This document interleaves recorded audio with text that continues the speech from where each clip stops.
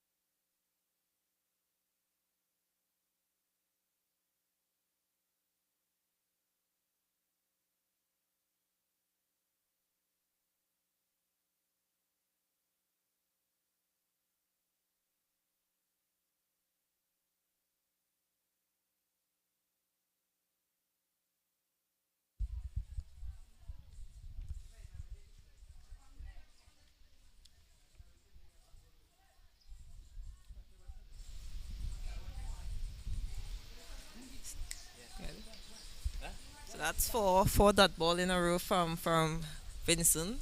It's a really good start. Ooh. Good morning and welcome to the West Indies on the 17 Rising Star tournament taking place here at Gilbert Park. Like to say a pleasant good morning to my co-commentator Brittany Cooper. Good morning to you, Brittany. Hi, good morning. I'm so happy to be here. Well, it's a pleasure having you in our company here this morning, Brittany. Looking forward to working with you for the entire day. Yes, yes, yes. So am I. Good weather today. Excellent weather, just a bit overcast, a bit.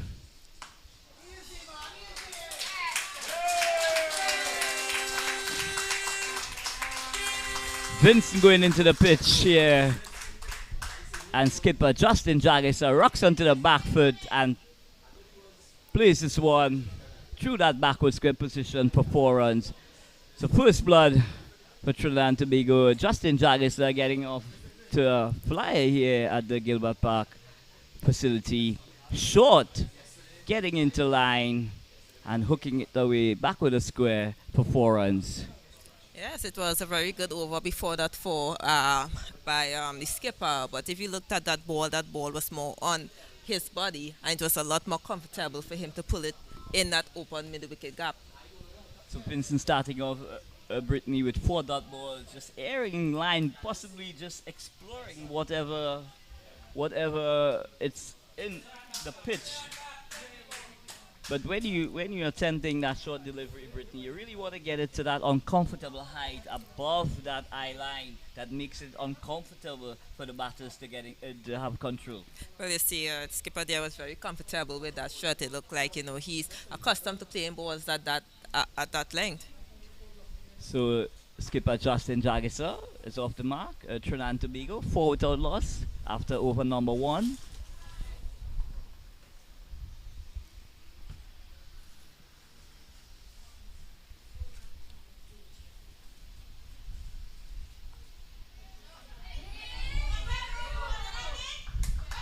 A very quick single there, scored by the skipper there. Very good start for Trinidad. You see that there was a boundary in the first over, and just already start to see good running between the wickets by this pair. Excellent chemistry between both these batters. They would have batted for a very long time together for the entire season here. Both these players have represented Trinidad and Tobago on the 19 select team in the National 2 League, Brittany. So they would have a lot in common in terms of batting in partnerships. And as you said, they have a lot of common because they've bat together in many innings together, and that's good for any team that where you have your opening pair that have this chemistry and understanding.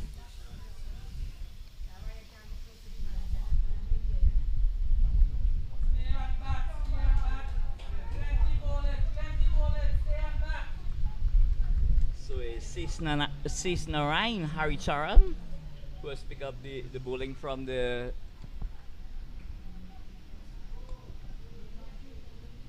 south end. from the south end. But it's known as the Sugar House end, Brittany. Yes, yes. I've heard a lot about that famous sugar house end.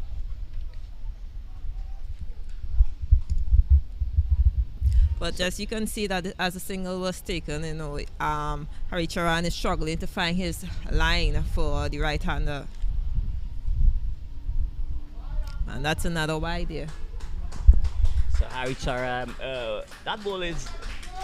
Harry Charan's getting that ball to shape away from the right-hander, Brittany, but he would be well advised to get a bit straighter, and one would want to advise him by just possibly looking at honing into the pads of the batters so he could get a bit straighter in order to affect that outswinger.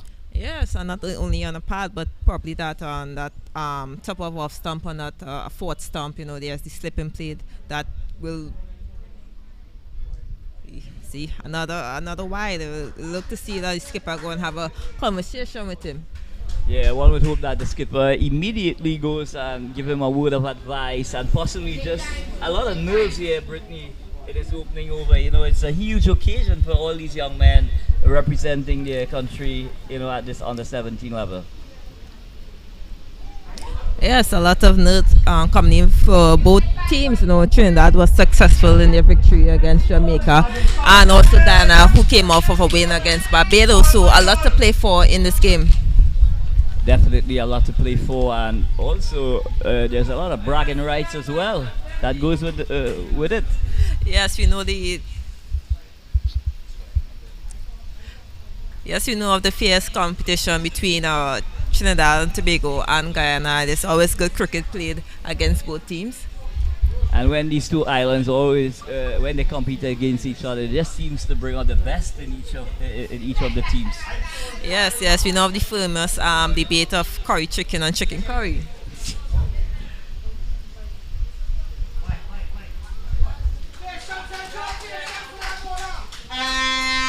So Harry Charan just needs to settle a bit here, Brittany. Bowling on both sides of the wicket, and we could well imagine, that it's a big occasion, possibly a momentous occasion for some of these young men.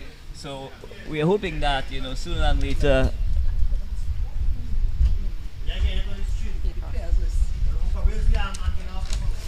Yes, if you look at Harry Charan, if you look at his run-up, he don't seem to be, he have found that rhythm yet, It look like he's throwing up just as at the crease. He don't look fluent.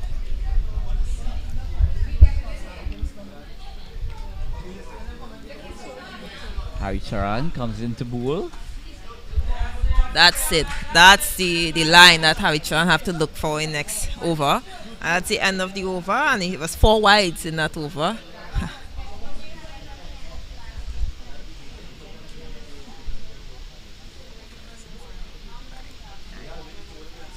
So at the end of over number 2, the score is 9 without loss. Trinidad and Tobago losing the toss and being asked to bat by their Guyanese counterpart here at the Gilbert Park facility.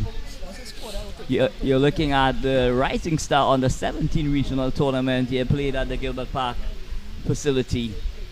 Trinidad and Tobago being asked to bat first here on a surface that looks really good for cricket.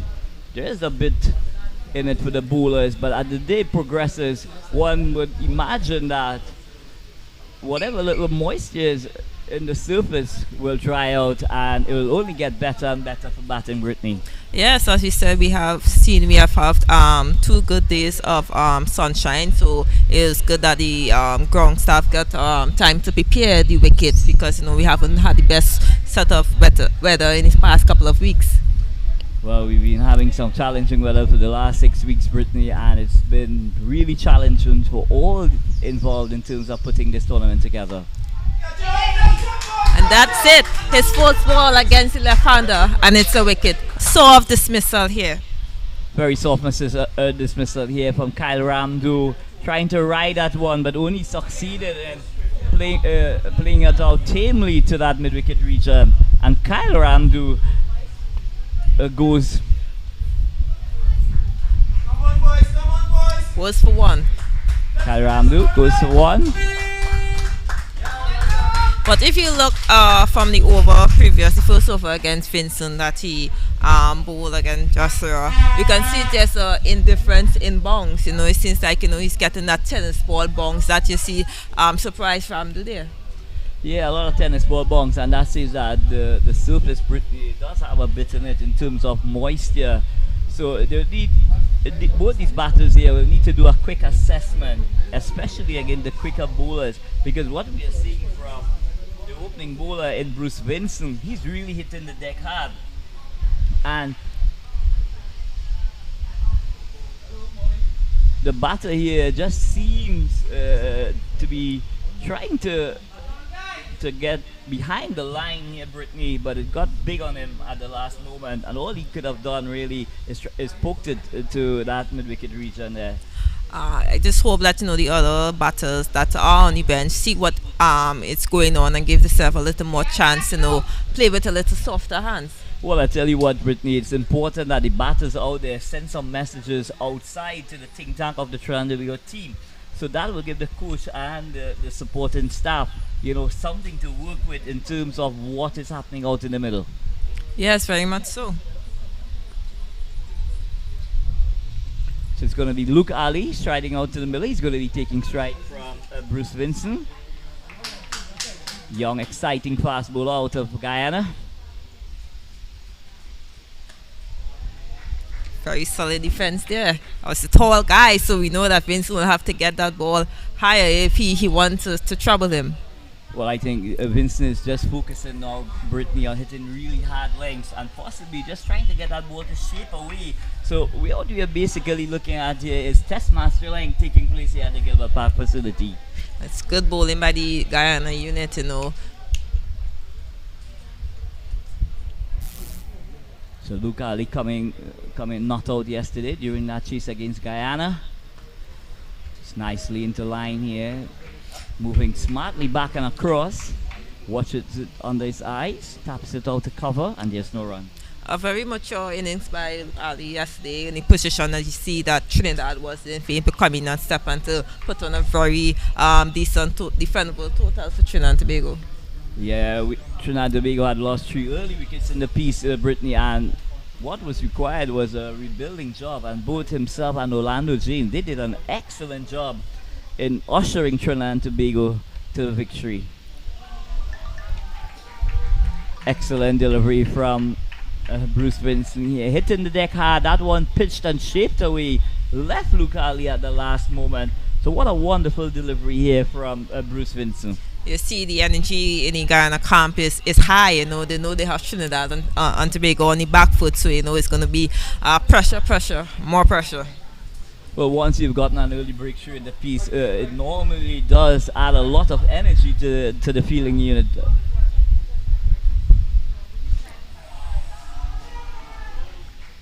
And Luke Ali is flirting a bit here with danger, playing away from his body.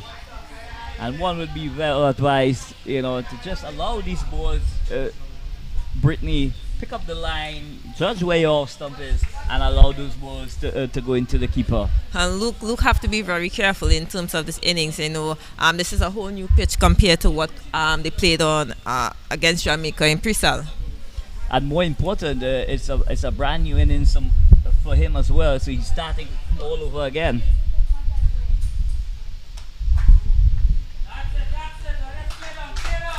And that's a maiden wicket by Vincent. So excellent over from Vincent, getting that critical breakthrough for that Guyanese outfit there.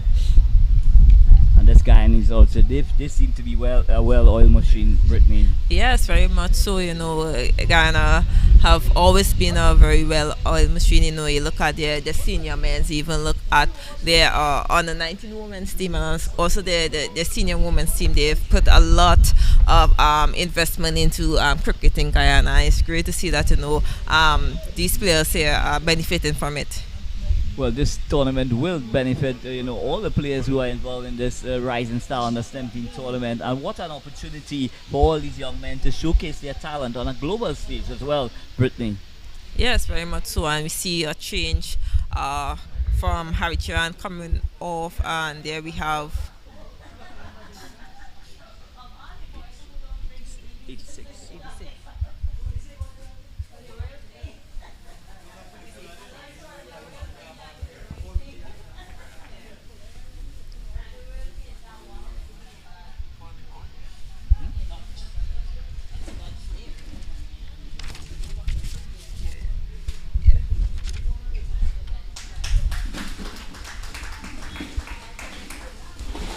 Fan Lange.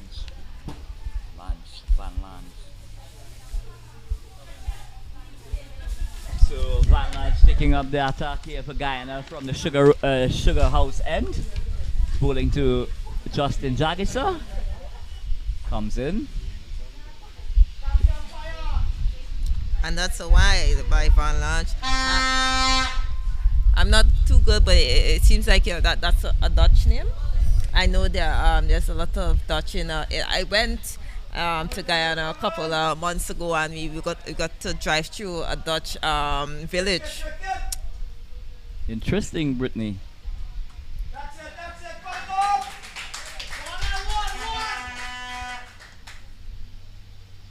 So it possibly does have some Dutch history in there, Brittany.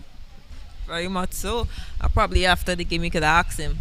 Of course, we'll try and get some more info as to where that name originated from. But Justin Jaggis was able to just tickle out one down to fine leg. He gets a single, and the score continues to move on. And here comes the tall figure of Luke Ali. Reminds me a lot of myself, those nice long limbs. Yeah, and you know when you've got those long levers, you can extend them.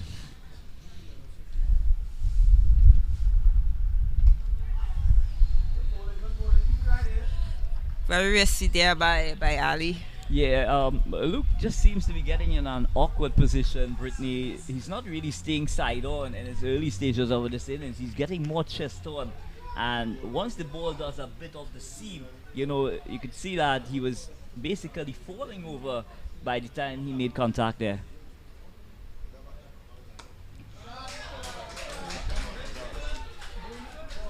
That's well fielded, but there seemed to be an injury. I'm not too sure if the ball have hit him in his face as the backward point fielder.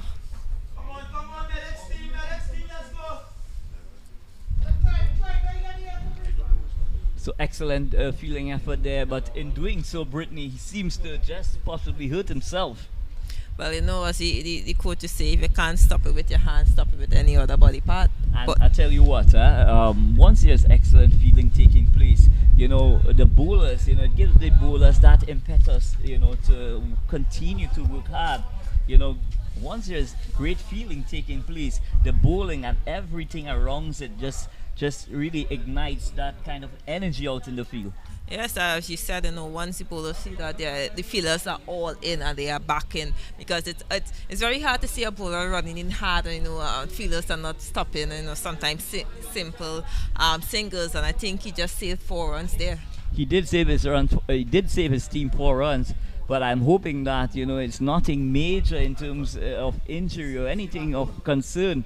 Really don't want to know that there's something that could really stop the young man from continuing out in the middle here.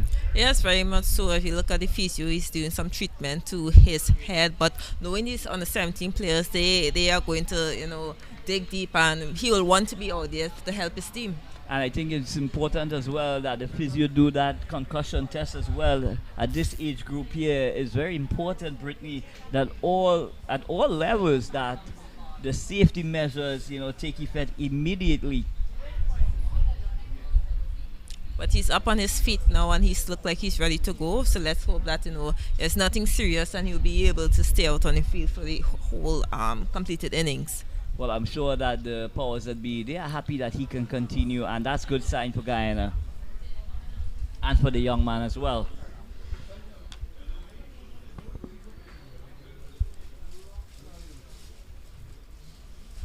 So Luke Ali looking for that single, Brittany, that would have gotten him off the mark, but skipper Justin Jaggis sensing the danger and staying at home.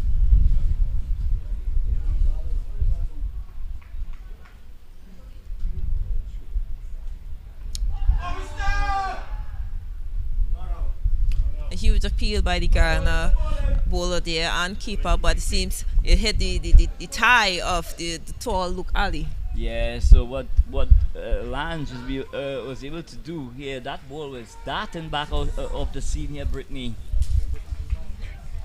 and get running into the pads of Luke Ali.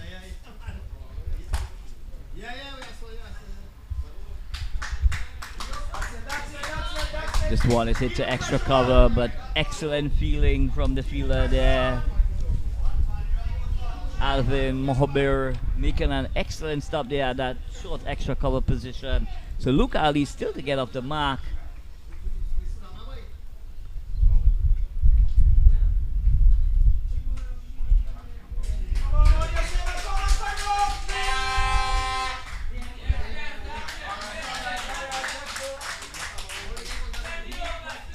So Lange getting that ball to shift into the right-handers. Luke Ali got into his stumps here and used his wrist and worked it into that mid-wicket region. He's off the mark and running. So after the fourth over, you see Trinidad and Tobago 11 for 1. So a steady start by the Trinidad. So a steady start here by the Trinidad and Tobago batters. Brittany, what do you make of the surface thus far? Yes.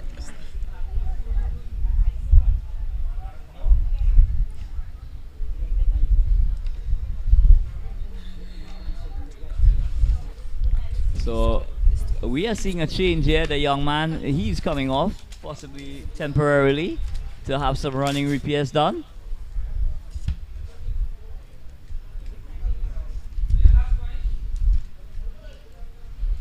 Possibly in a bit of discomfort. And you know the physios and the medical team, Brittany, they wouldn't want to take any chance whatsoever. Once there's a level of discomfort of any kind, you know, they will be asking that player to come off and possibly do an observation of him over a period of time before they allow him to go back onto the park. Yes, the safety of the players are very important. As you said, any little discomfort player is feeling on the field for safety reasons. It's great that he come on. There's so much cricket still to play in this competition, and more so in his career. So you wouldn't want to risk anything whatsoever in terms of his development and continuation in terms of playing. But it's going to be Vincent. And this one is worked through mid-wicket. Nice wristy work here by Luke Ali. It goes to that deep forward a square position, and he gets a brace. So good looking shot from Luke Ali.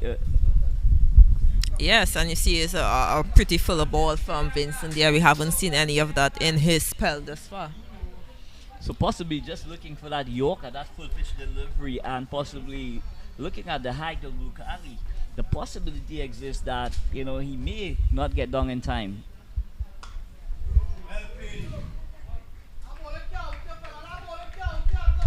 So second ball in this over from Vincent, and we have already seen there's a change in length. Is there there's a plan they look to bowl this line and length to Luke Ali? Well, it definitely seems to be a plan to bowl in back of a length, hard lengths, and then on the odd occasion try and go up into the block hole, possibly asking him to play across the line.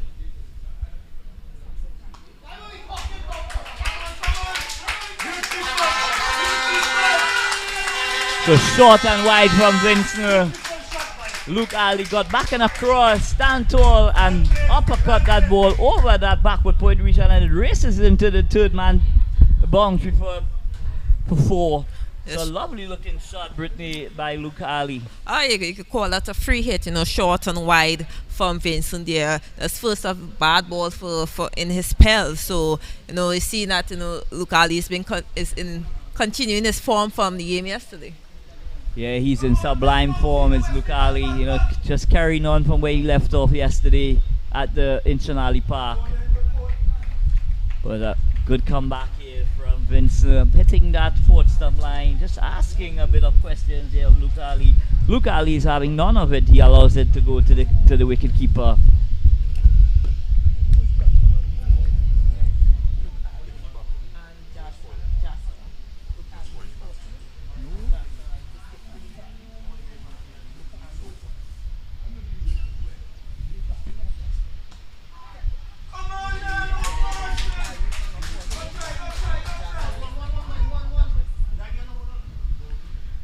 Vincent going full and wide. Luke Ali attempting that square drive. It was a bit uppish going through that backward point region. But luckily for Luke, it didn't go to hand. It goes down to third man and he gets another single.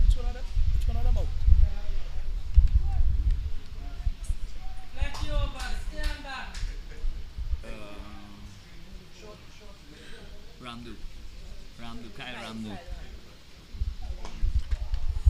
Oh, and this.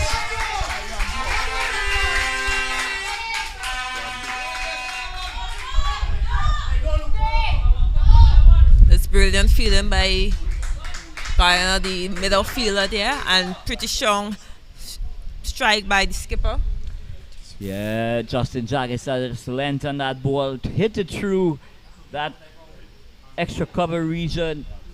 It was racing towards the boundary, but excellent feeling from the middle fielder, just holding it back a meter away from the boundary, and the Trinidad score moves up by 2. And the skipper of the Trinidad and Tobago team, Brittany Justin Jaggis, yesterday he started off really well. Unfortunately for him, he gave his hand away, trying to attempt an impossible single. And one will hope that he make amends today, because he's a quality player and much would be required of him from the Trinidad and Tobago outfit. Yes, Trinidad and Tobago team will be very much dependent on his skipper. He's really, really good in that batting department, and he will be aware of the mistake he made yesterday, and he would like to bat longer today.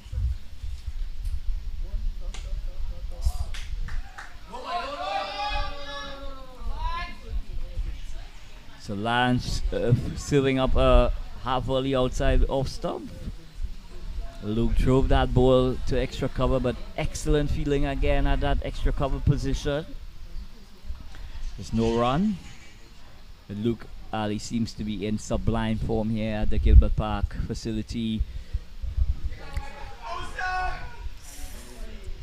So umpire Zayed Bassarat extend the arms, indicating that that's a wide. So Lance just angling that ball down the leg side there, trying to hone into the pads of Luke Ali, but overcompensating. I say good awareness by the keeper, Kirsten. Yeah, I saw that Luke Ali was out his crease a little, but not out. So Lance struggling here, but bowling consecutive wides. And when you want to stitch some dot balls together, Brittany, this is not what you want your opening bowlers to be doing. No, at all. There seems to be a bit of a struggle from the sugar end.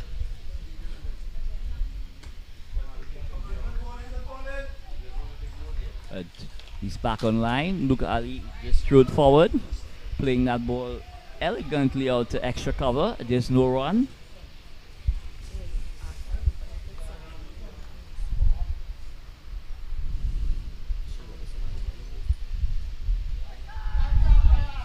Loud appeal, but umpire Zayed Bassarat continues, extends his arm again, and this is the third wide in this over here, Brittany. So something is definitely not right with a launch at this time.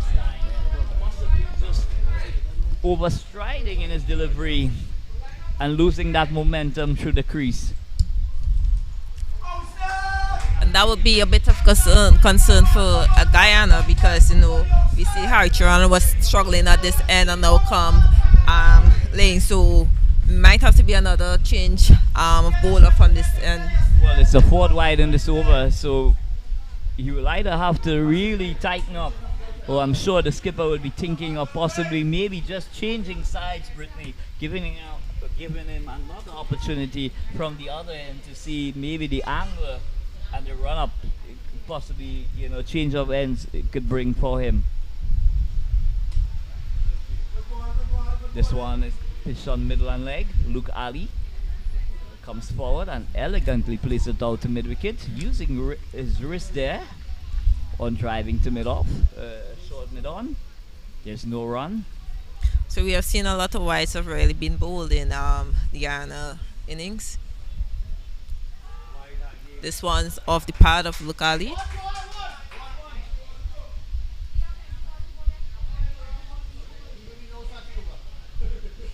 So that one goes into the pads of Lucali, leg by a signal by umpire Zaid Bassarat. So the two umpires officiating today at the Gilbert Park facility, Mr. Zaid Bassarat and Mr. Ryan Wallaby out of Barbados. Standby umpire Mr. Simon Aaron.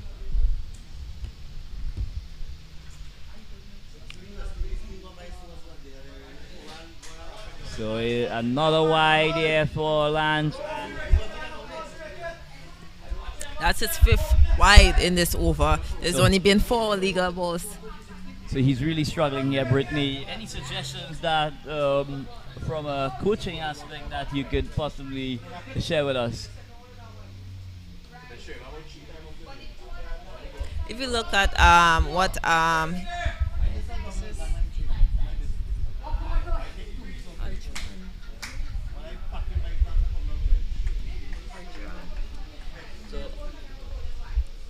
apologies, Harry Charan, who is struggling. And that's the 6th wide of the over.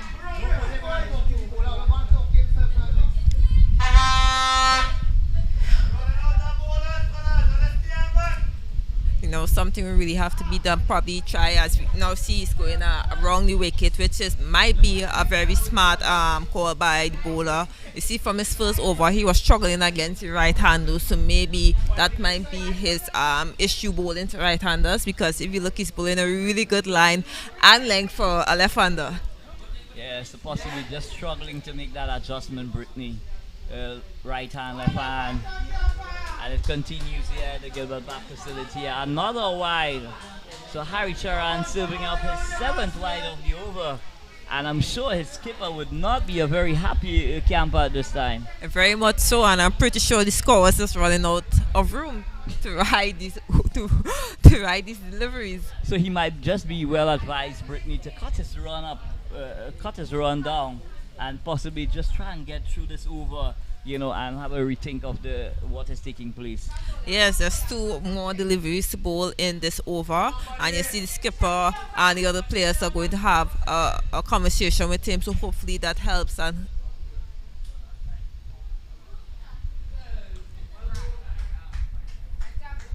so better line delivery, just on about that middle stump is whooped to the mid-wicket region by skipper Justin Jagisa. There's no run. So finally it's the end of the over by Harry Charan.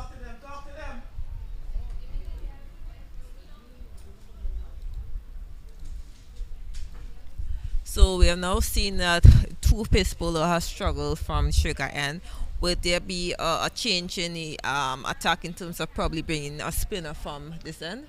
Well, having looked at the surface just before the start of the game, Brittany, I might be well inclined to bring at least one of the spinner, possibly left arm orthodox spinner that takes the ball away from the right-handers, or if they have in their possession a right arm leg spinner, it might just be the right time to bring them on at this stage. Yes, But one has to take into consideration as well, Brittany, that there's a certain allocation of hoovers that must be bowled by the seamers before the spinners come on.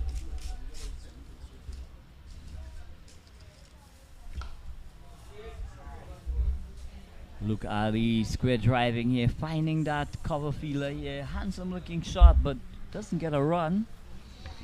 So Vincent continues from the KFC end.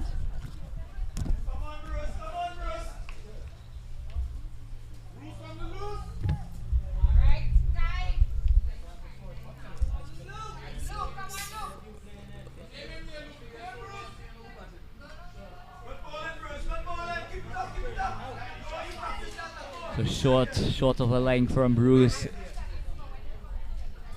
Luke Ali backing across, just plays it out to that short mid-wicket region. Slow run. Yes, I honestly believe the plot of bringing in a spinner, hopefully a leg spinner on this surface, will be very detrimental to the Trinidad and Tobago batting lineup. But the Guyanese counterparts, they have not really started well here, Brittany. Their bowlers, their seamers have not really done justice, you know, for taking the opportunity first by winning the toss and asking Trinidad and Tobago to bat. So I'm sure that the skipper, he will want a bit more wholehearted effort from his teamers going forward.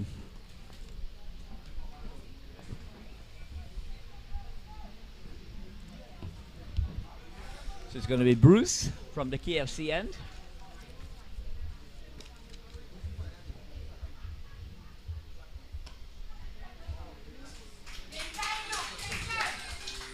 This one is square driven through that backward point region. The field at the backward point does not make a clean stop. So Luke Ali goes on by one. Ali seems to be in sublime form here, Brittany Cooper. Yeah, if you look at the line that Vincent has spoken to Luke Ali, it's been about, say, about fifth, sixth stamp, and you saw that Ali is throwing his frame at it. And when you saw in the previous over, when Vincent bowled a lot straighter to Ali, he seems to be struggling. So probably that might be a pot for Guyana to take into consideration for the rest of the game. Well, Vincent will want to make an adjustment when bowling to both batters, with Luke Ali having that reach. Brittany, you will have to make that subtle adjustment, because a good length to Justin Jagisa will be a normal length to the likes of Luke Ali. And Justin Jagisa here throwing the kitchen sink at this one, making absolutely no contact. A naughty shot from Justin Jagisa, but that's the kind of player he is. Once it is in his arc, he will, make his presence felt, Brittany. Yes, and just when you just said that, two different batters, one taller than the other, so Luke Ali have a bigger stride than Jasper. So the bowlers have to adjust the line and length to each batter. But interesting enough, Brittany, what we are witnessing is Justin Jagisa is batting way into his crease, and what possibly he's doing is trying to ensure that he gets that extra second or so to give himself that opportunity to play those backward or horizontal bat shots. Yes, very much so. And you see that Vincent is very aware of what Jasper is trying to do in terms of giving himself some more time to see the ball, and you see that he has adjusted his length to Jasper. Yeah, well, having witnessed Justin batting deep into his crease, what Vincent did really well there, he pitched that one up.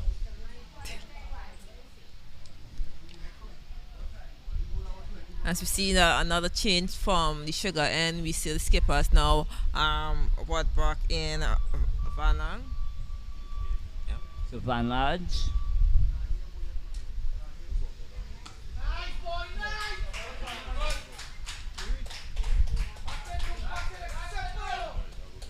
So Van Lodge short. Luke Ali getting tall onto the back foot here, rocking back and back punching that ball through that extra cover region. Nice, handsome looking shot by Luke Ali. He only gets a single. And we see Trinidad and Tobago is now 30-1 in the 8th over for 1 wicket down. So they're going at a decent run with tanking Guyana for all those extras that are being bowled. Yeah, so the extras are hovering around 10. So Lange hitting that 4-stump line. Justin Jagisa is not interested, just allowing that one to go by to the keeper. So a lot is being asked of skipper Justin Jagisa by the Trinidad and Tobago batting outfit. A lot is depending on him to ensure that Trinidad and Tobago gets the competitive total here.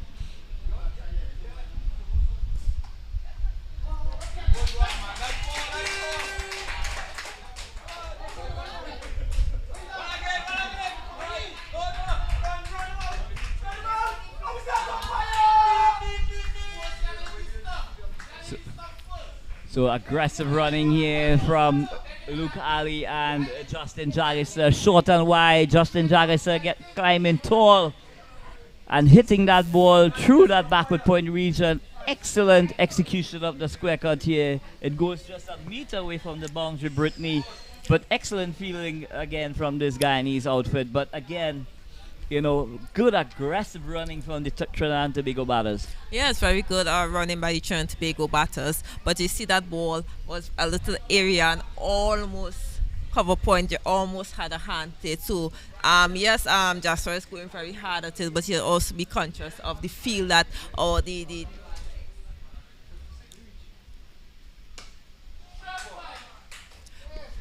and then we see Luke Ali going hard at it, hitting it straight to mid off. But you look at the field now, it's a very strong offside field by the Guyana skipper here. So we know that they are trying to bowl wide to these batters and force them to try to probably hit the ball area. What I'm looking at what's taking place at that cover and backward point, and it seems to me, Brittany, that there is a plan in place there to possibly bowl just outside the line of the off stump, asking them to hit through that backward point region. And there's a cover point in place, but there's also a backward point very close in attendance there. So possibly they've recognized something with these Trinidad and Tobago batters that they want to explore, Brittany. Yes, very much so. We see both batters in previous overs has hitting the ball aerial in that cover point area. So probably is a weakness that the Guyana skipper have seen in this Trinidad and Tobago department. So it's going to be Lange from the Sugar Road end. So wide. So the plan is clear, Brittany. Just hover around that fifth stub line and ask the Trinidad and Tobago batters to pierce that offside field. But also, we've got to take into consideration that the pitch is possibly a bit too pace.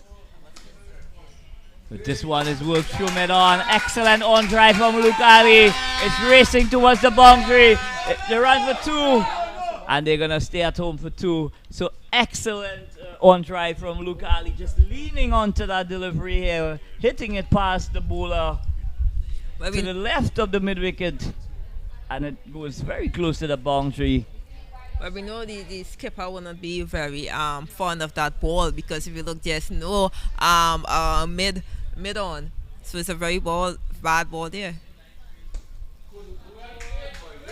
But I tell you what, Brittany, it's a difficult field to bowl too, because once you air in line and length, the batters will be able to pick you off very easily on the onside. So the score.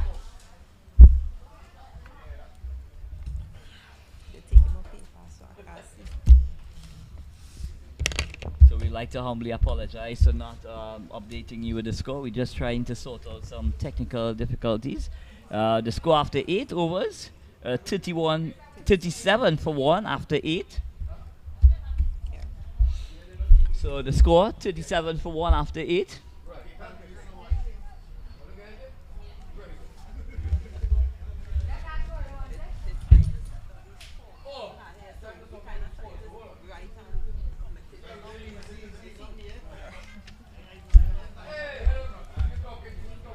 So it's going to be Vincent from the KFC end. And evidence of that tennis ball bounce, Brittany. It's very good ball by Vincent. Yeah, it's very you see, just he went at it. I love to see aggressive bowling by fast bowler. I say if you cannot bounce as a fast bowler, you're not a fast bowler. No, and if you're chosen in a team to bowl fast, you might as well do that. Yes, sir. But I tell you what, I like the look of this Bruce Vincent. He seems to have all the assets of being a good fast bowler. All the skill sets. Oh, and this one is punched through that backward point region. What a very close call here, but excellent running from Justin Jackson and Luke Ali, taking on the fielder and successfully doing so as well. So they go back for 2. The score moves on to 39 for 1 in the 9th over. Yes, but if you look again there, that ball was aerial. Now, if the skipper had went for the same field that he had for Van Lange, that would have gone straight to cover point in that silly cover point catching area there. But I say this to you, Brittany. It seems like the pitch is a bit too pace, and as you can see now, that adjustment has now been made. There's now a silly cover point there.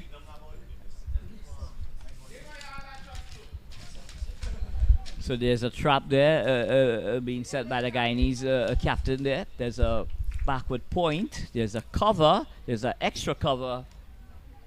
And there's a short third man in position. So there's an umbrella field in operation on the offside.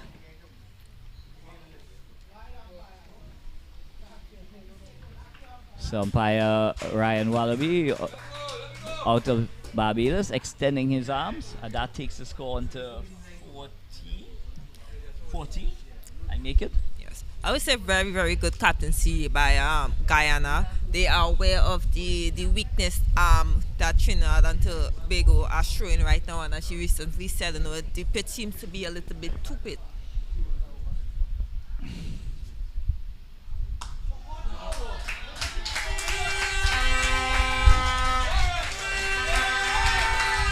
And it's tandem deliver stuff here at the Gilbert Park. Skipper Justin Jaggis hanging on to the back foot there and getting inside the line there, Brittany, and hitting that ball over that mid-wicket region. It goes into the fence for 4. So Justin Jaggis, he's definitely making a statement here. It's very, very smart work by Joshua here. You know the field that is set, and you know that once the bowler missed that line and length, there's all the space on the onside for him that, you know, once he gets cleared, that mid-wicket area is easy for sometimes 2-3.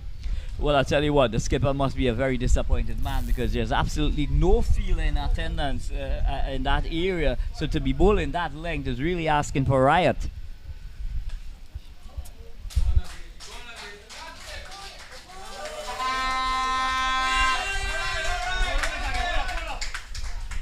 Jaggis now changing gears here. Pitched up delivery from Vincent, and he was hitting through the line. It goes about 5 meters away from the boundary. As you see that the return throw, it seems like Vincent got hit in his head again. It's the second head injury we've seen in this game thus far. But for good sake, he's up. One adjustment I would see like to be made to this field, we are seeing a short backward square. I'm not too sure the plot there for that fielder to be there, but if we take that fielder and put that fielder into that mid-on position, maybe it will have just sort of thinking twice of trying to clear that fielder.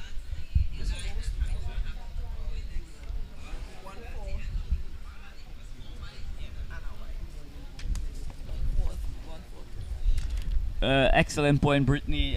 But I still think that the thinking behind the plan, Brittany, is falling away a bit.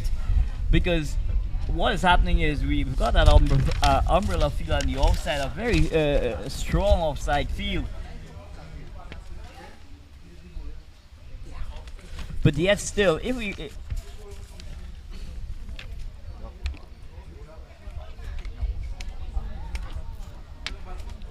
But yet still, we don't have any protection on the onside for that short pitch delivery. Yes. Yes, as you said, you know, it's a big umbrella field on the offside. But if you look, there's still this player, fielder at a backward short square. So if we are looking to bowl that line and length out there, I'm unsure to why that fielder is there, because it seems that the skipper might be setting the field just in case the bowler decides to bowl a straight ball. If I'm the skipper of this team, I'd possibly bring the fine leg into the circle and have that short square leg fielder go out to that deep mid-wicket position. And in the event that Justin Jaggis decides to take on the bowler, there's some kind of protection for them.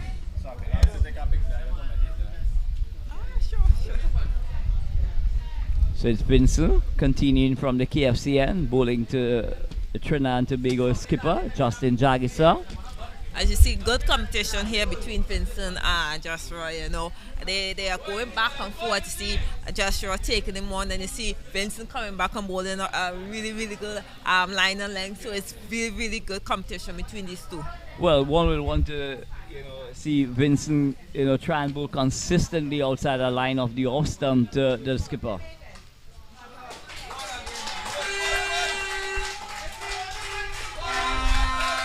And Justin Jagger here, changing gears here at the Gilbert Park facility. So that the 50 for Trinidad and Tobago, 50 comes up for Trinidad and Tobago. It's 51 for 1 here at the Gilbert Park facility. Justin Jagger really tearing into Vincent here, hitting it back past the middle fielder, and it goes into the boundary for 4 runs. As you see another expensive over here by Vincent, do you think fatigue is coming to play, or that the batters are now having a sense of the line and length Vincent is trying to Well, I definitely think fatigue is coming into play, Brittany, and I'll tell you why. Because this is only the second game here that these guys and them would be playing. And having played yesterday and coming back today, I'm sure most of these youngsters and them possibly may have some stiffness, in their joints. But yeah, they're probably really stiff and probably really sore, but I'm pretty sure they're happy to be out there. Fact that, we didn't get play in the first 2 games. Since Lange. And this one pitch outside the tram line. That guideline that the umpire uses. So another wide, another extra. So that takes the score on to 52. I make it for 1.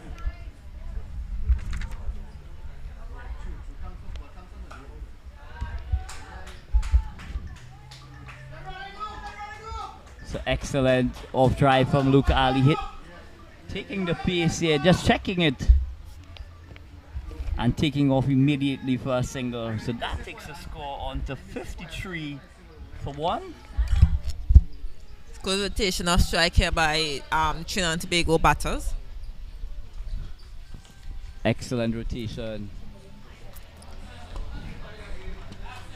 So these Guyanese bowlers and them, they're really struggling here at the Gilbert Park facility. Is it the fact that because we're experiencing that east-westerly breeze that possibly just pushing the ball away from the right-handers, Brittany, that's causing a lot of problems here for the bowlers?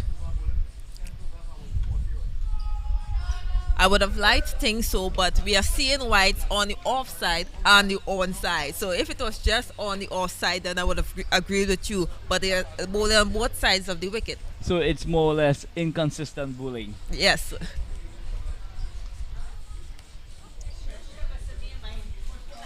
So it's going to be Van Lange, and this one is played out to that extra cover region.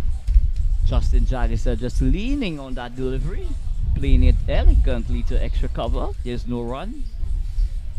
So Land looking to pry out one of these Trinidad and Tobago batters. Comes in. And this one is punched through extra cover. It goes out to the sweeper. Justin goes up by 1. That takes him on to 18.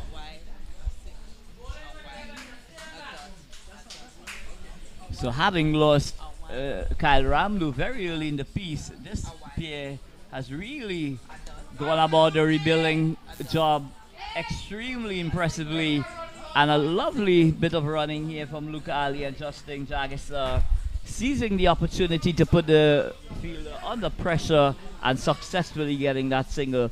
That takes the score on to 56 to 1. And we're just about in the 10th over here, Brittany. Excellent power play from Trinidad and Tobago.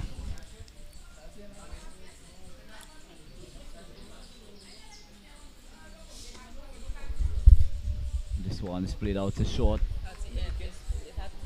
Mid-on. And there's no run. So at the end of 10, Trinidad and Tobago being asked to bat by Guyana are 55 for 1.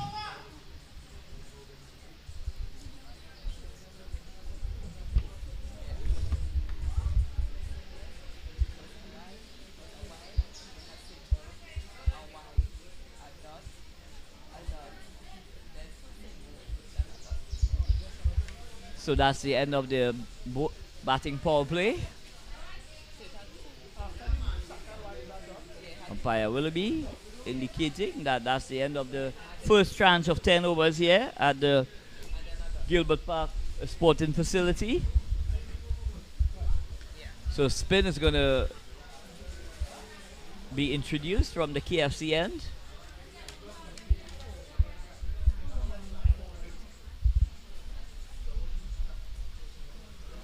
So it's going to be Gulcharan Chulai.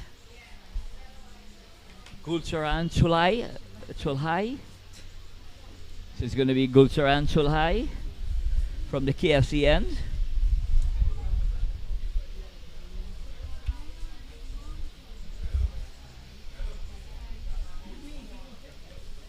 So he's going to be bowling right arm. Actually, we just have to wait and see.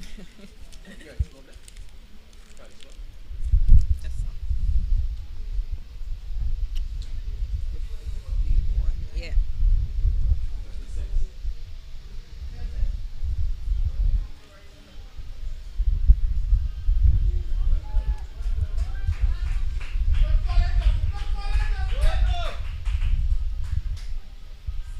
So it's Chulhai bowling left arm orthodox.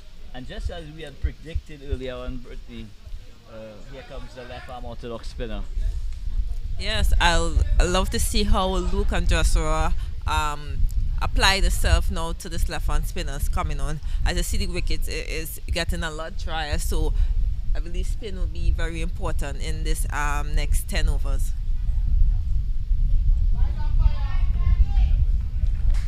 So Chulan just angling that ball down the leg side, a wide. It's called a wide.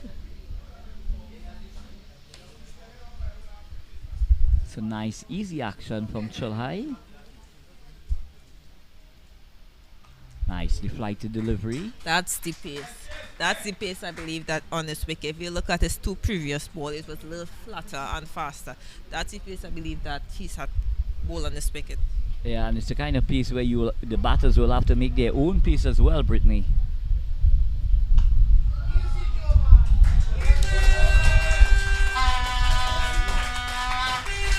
So Chulhai paying the price here, dragging that one down and being hit by Justin Jagesa over the deep backward square region.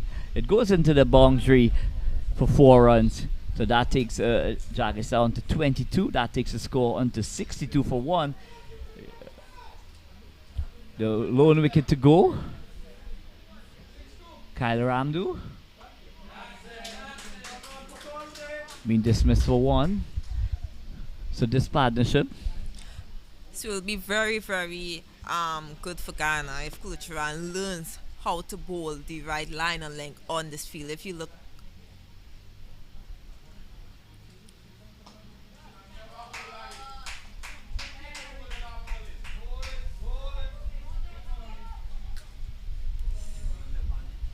So Chulang serving up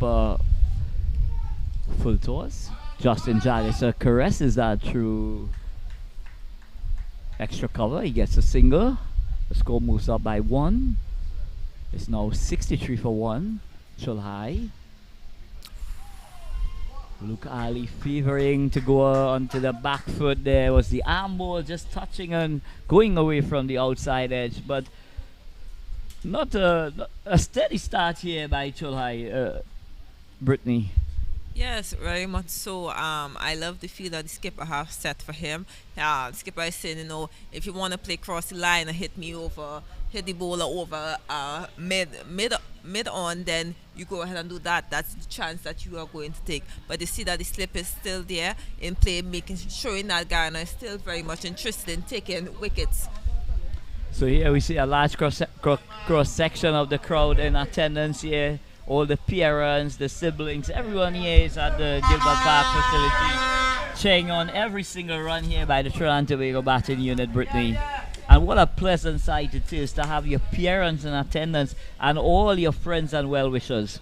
Yes, it's good to see a lot of parents, friends, other family members here to support the under 17 team, and we also have a couple Guyana supporters here also.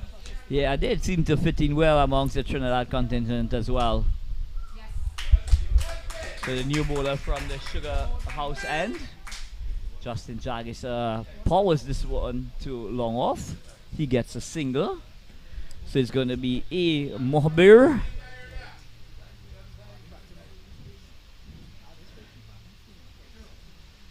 Bowling his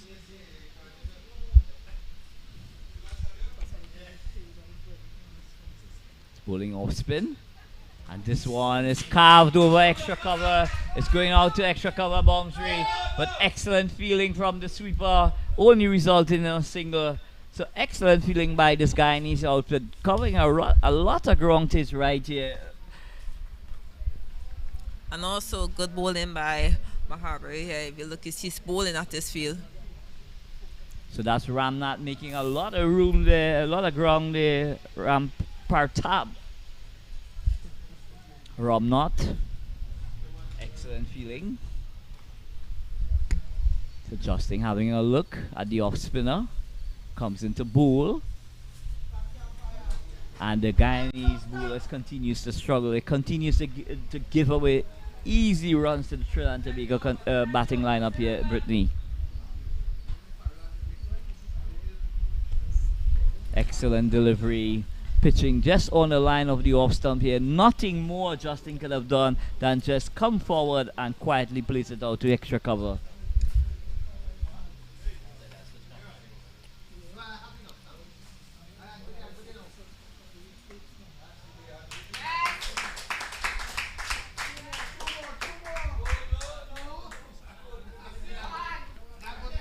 So Mahabir just staying in line and length, bowling that ball on leg stump.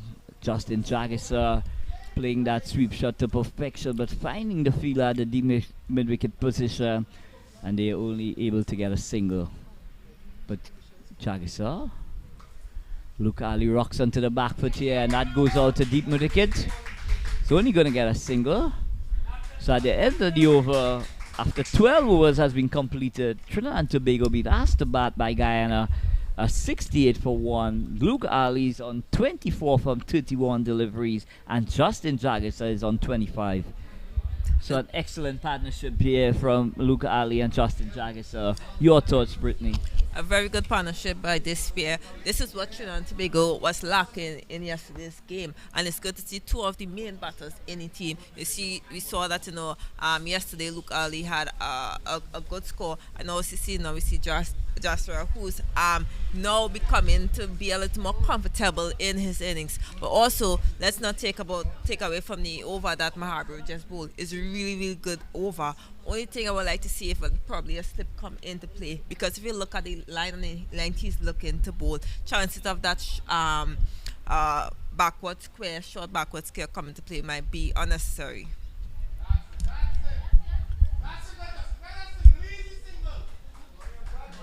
So it's good. A very untidy work from the Guyanese here. Not unnecessary overthrow there by the fielding department that's given Luke Ali 2 comfortable runs. And that's what pressure brings on when the batters start taking on the fielders in the circle. They think that they have to come in a bit tighter, and by coming in a bit tighter, it just opens up the gap. And this one is cut away backward a point.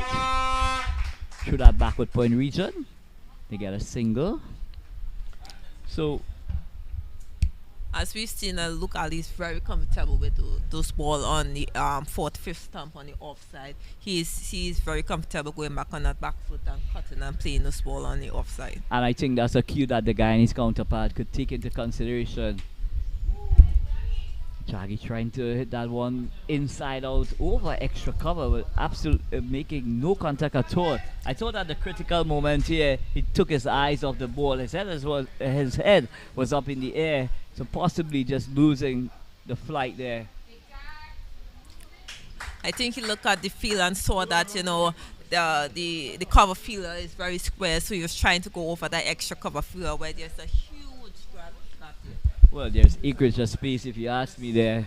You could build a couple of houses there, Brittany. And this one is worked away to that fine leg position, but it's only going to be one. So the Trinidad and Tobago batters continue to continue to score at a rapid rate. The run rate hovering over 5.6, which is a very healthy run rate at this stage of the innings, Brittany.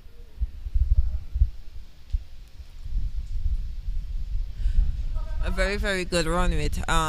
If they continue at this pace, the chances that they could get an easy 250, 240 on this wicket.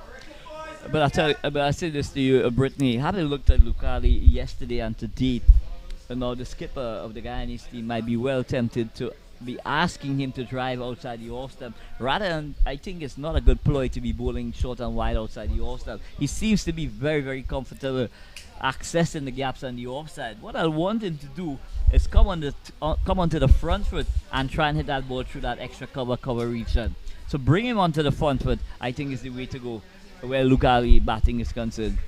Well, as you rightfully said, if they bowl the same line and length that they are trying to bowl to Joshua, I do think that it will bring Luke Ali under a little pressure. And this one is muscled away to the extra cover position.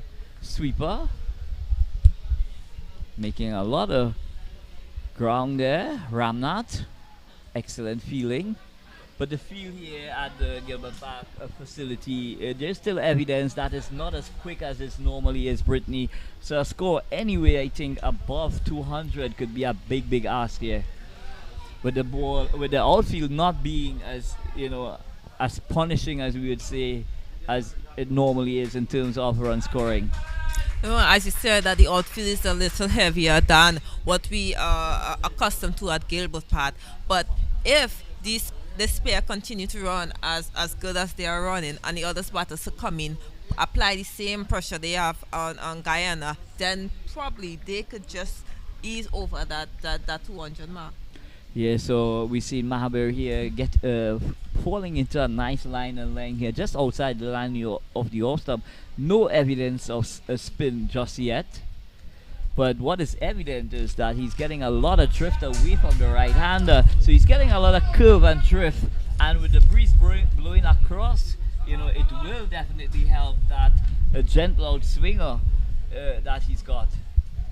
So this one here, Justin waiting on it, trying to pierce that field. So if there was adjustment to make to Maharbi field, what fielders would you move, or what adjustment would you make? Well, I'll take one of the fielders from the leg side and strength the offside, Brittany, because he's bowling consistently on the offside. So that in itself, you don't want to, that between extra cover and cover, I want to plug that gap there and really ask him to go over the top rather than go through the field. What are your thoughts, Brittany? I would have done same, because if you look in his 2 overs thus far, ball haven't gone to the fielder at a short square there. Now, a lot of time when you make adjustments like that, the bowler decides to bowl a lot wider than they were bowling previously, because they see that extra fielder has now come across. So Luke Ali getting onto the back foot, back punching that ball through that cover region. The ball just stopping a bit here on Luke Ali, so he had to make that subtle adjustment, but he did that skillfully and was able to get that ball into the gap. So he moves up by 1. Luke Ali is on to 29. The score goes on by 1. It's now 75. So Chulhai not really hitting his traps just yet, but just bowling within himself, I would say, Brittany. Yes. He's bowling to his field, but you see that gap between is just point and extra cover. The batters are hitting that, getting a single very easy. So what the skipper have to do now is try to find a way to block that gap there, or force the batters to score in a different area. So what I'll do, I'll make that adjustment. I'll have that cover fielder go to extra cover, and the sweeper cover, I'll bring him into a normal conventional cover and try. And there goes the dreaded finger, playing across the line, the skipper Justin Jagisser, and paying the ultimate prize. The dreaded finger goes, Justin Jagisser goes LBW to Chulhai. Just when we thought that the Trinidad and Tobago was really looking to step on the gas, a big breakthrough here for the Guyanese outfit. A very big breakthrough here for the Guyana bowling department. And if you look at the line that he bowled at Jasper, it's the line that been troubling both batters. If you see whenever the bowler bowl outside of that off stance, it's been very easy for the batters to score runs there. But every time they bowl on wicket to wicket, it's been difficult for there to score runs. So Chulhai doing the right thing here, just tightening up the line, bowling wicket to wicket, and it did bring immediate dividends to him, Brittany. But a well played knock by skipper Justin Jaggis, scoring. So we're gonna take a break. The players outside are having a drink, and we would like to take a break as well. So we'll be back shortly.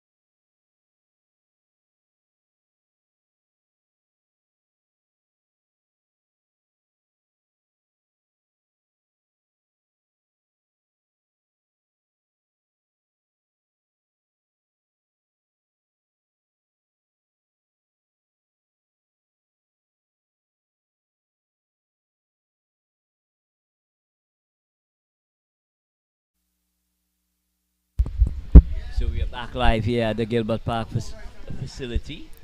Trinidad and Tobago losing their second wicket. Justin Jaggis LBW to Chulhai. So Trinidad and Tobago making a steady start thus far, Brittany. Yes, a very great start by Trinidad and Tobago batting department compared to what they did yesterday. We see that Ali is 29 of 36, and now we have Amaran who's now into the thing. So now there's a left hand right hand combination in the wicket. So we see how the bowlers will adjust in terms of their line, bowling to the right hand, the left hander combination. And this one is caressed mid off. Sublime timing for Andrew Amaran, hitting the middle of the bat from the wood goal, Brittany.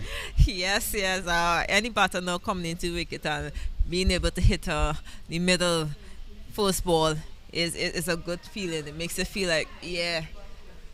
And I tell you, that will do his whirl of confidence good, because there's evidence that you could trust the surface here, Brittany, at the Gilbert Park facility. And the overs now come to an end. We see a good over there by Charlie. He's now bowled 3 overs, 12 for 1. Trinidad and Tobago is now 75 for 2 after 15 overs. So Trinidad and Tobago well placed here, Brittany, scoring at just 5 runs over. But I tell you, Trinidad and Tobago also, they will want Luke Ali to bat through the entire innings and possibly get to that coveted magical figure of 100. He's well set now, he's seen it all, and he just needs to continue.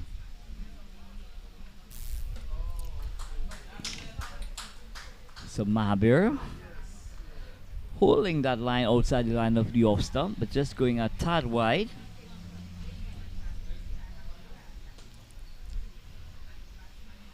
This one is driven out to extra cover. Excellent feeling from the fielder at that extra cover position. So we're seeing a lot of thrift from Mahabir. Not a big spin of the ball, Brittany. Well, as you said, he's not a big spinner of the ball. So, but he's very, very, very consistent on the line and length. He's bowling, which have been putting Luke Ali under a lot of pressure. So it's really good bowling by him now. It's now for Luke Ali to continue with the partnership he had with Joshua, and hopefully that in a Ramatron could be that batter that bats longer with him. Well, what Mahabir is doing really well, he's taking Luke Ali out of his comfort zone, Brittany, by pitching that ball outside the line of the off stump, and asking him to come forward.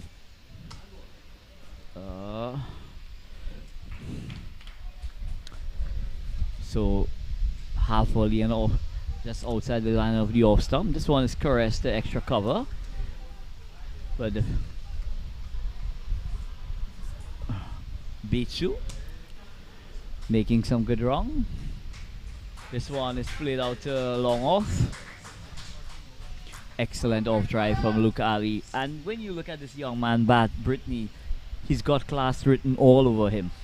Yes, it's very smart batting by him. He's now realizing what Ghana is trying to do with him. If you look at that ball, that single, he just hit to long off there. You saw that he used his feet a little to get that ball in that half volley length. So that's one of the advantages people like you have, Brittany, where you could just take a stride and change the length of the bowlers immediately.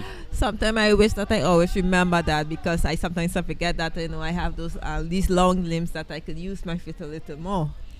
Well, I would try and remind you at some stage, Brittany.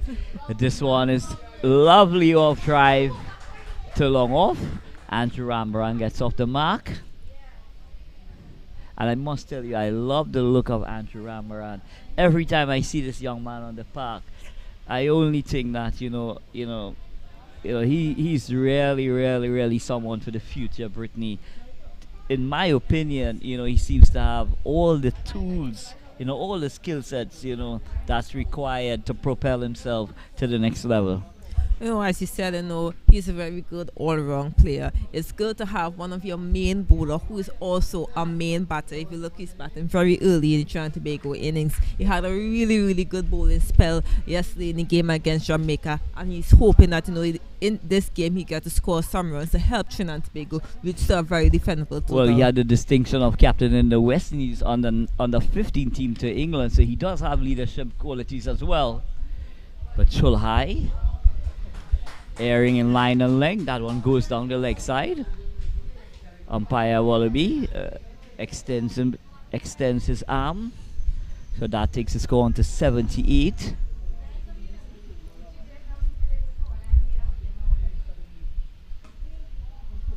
What is very interesting here, we see that the slip is in place for Ramaran to the left hand orthodox, but when the off-break bowler is bowling to the left-hander, there is no slip in place. Yeah, so that's a bit confusing.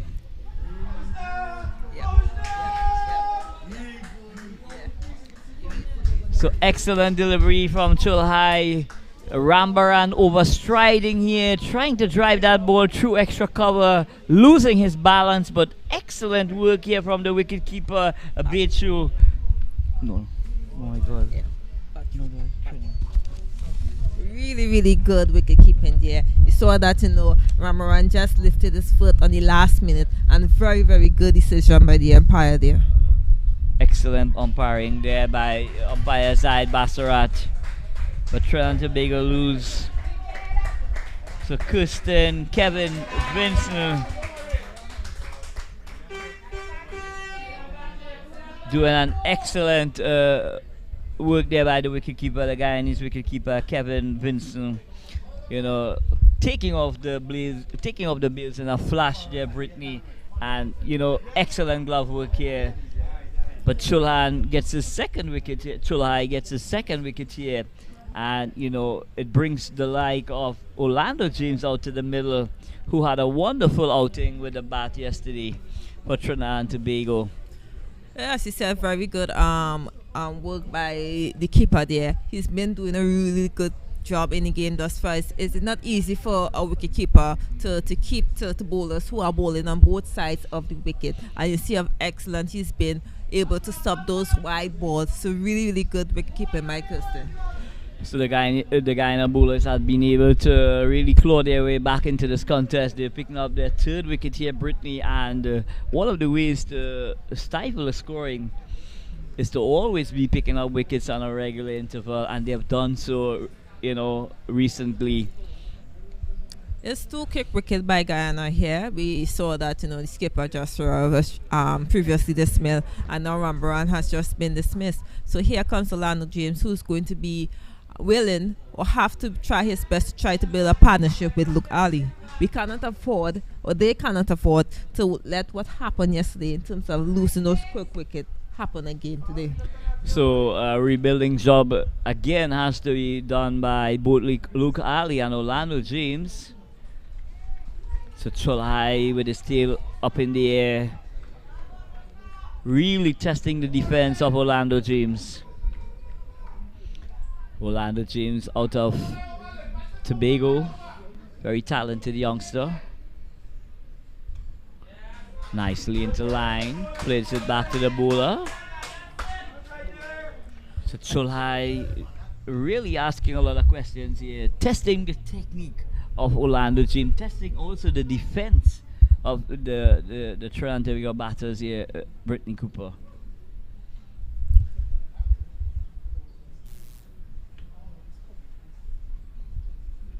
Cholhai. This one is right up in the block hole. Orlando James just plays this one out to that cover region. So at the end of the over, Trinidad and Tobago after 17 overs, they're 79 for 3. Luke Ali is on 30 not out, and Orlando James, my apology, is yet to get off the mark. I know you wish his brother Justice James was still available to play in this tournament, but let's don't get mixed up. It's Orlando's playing today. Thanks very much, Brittany. Now, there's a lot of over left in this game. What Trinidad and Tobago need is someone to stay with Ali. And James is very, very much capable of doing such. So a lot will depend on Luke Ali. He's set now, Brittany, and it's important for him to stay there for the entire duration of the innings. And if any one of these batters, Brittany, does take the opportunity to bat through this innings, I'm sure Trinidad and Tobago will post a very competitive total. We do know now that Luke Ali is going to be very mindful that the Trinidad and Tobago just lost 2 quick wickets, and how important his innings is going to be now. Well, apart from his innings, what he has done really well, he's basically hold the end down.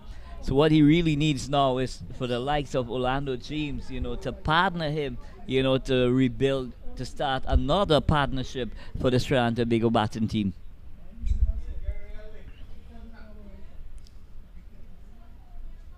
Now, what I would love to see here from the Guyana bowling department is a little more pressure be applied to Orlando James. We're seeing a batter, he's already faced 5 balls and haven't gotten off the mark, but there's still a long off and a deep mid wicket with no slit in place.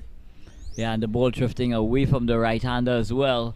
The potential for that ball to go to first slip, Brittany, there's always that possibility that that ball could break the outside edge and go to the slip. But let's hope that it's not a case where the Guyanese feeling team, they react rather than being proactive. Yep.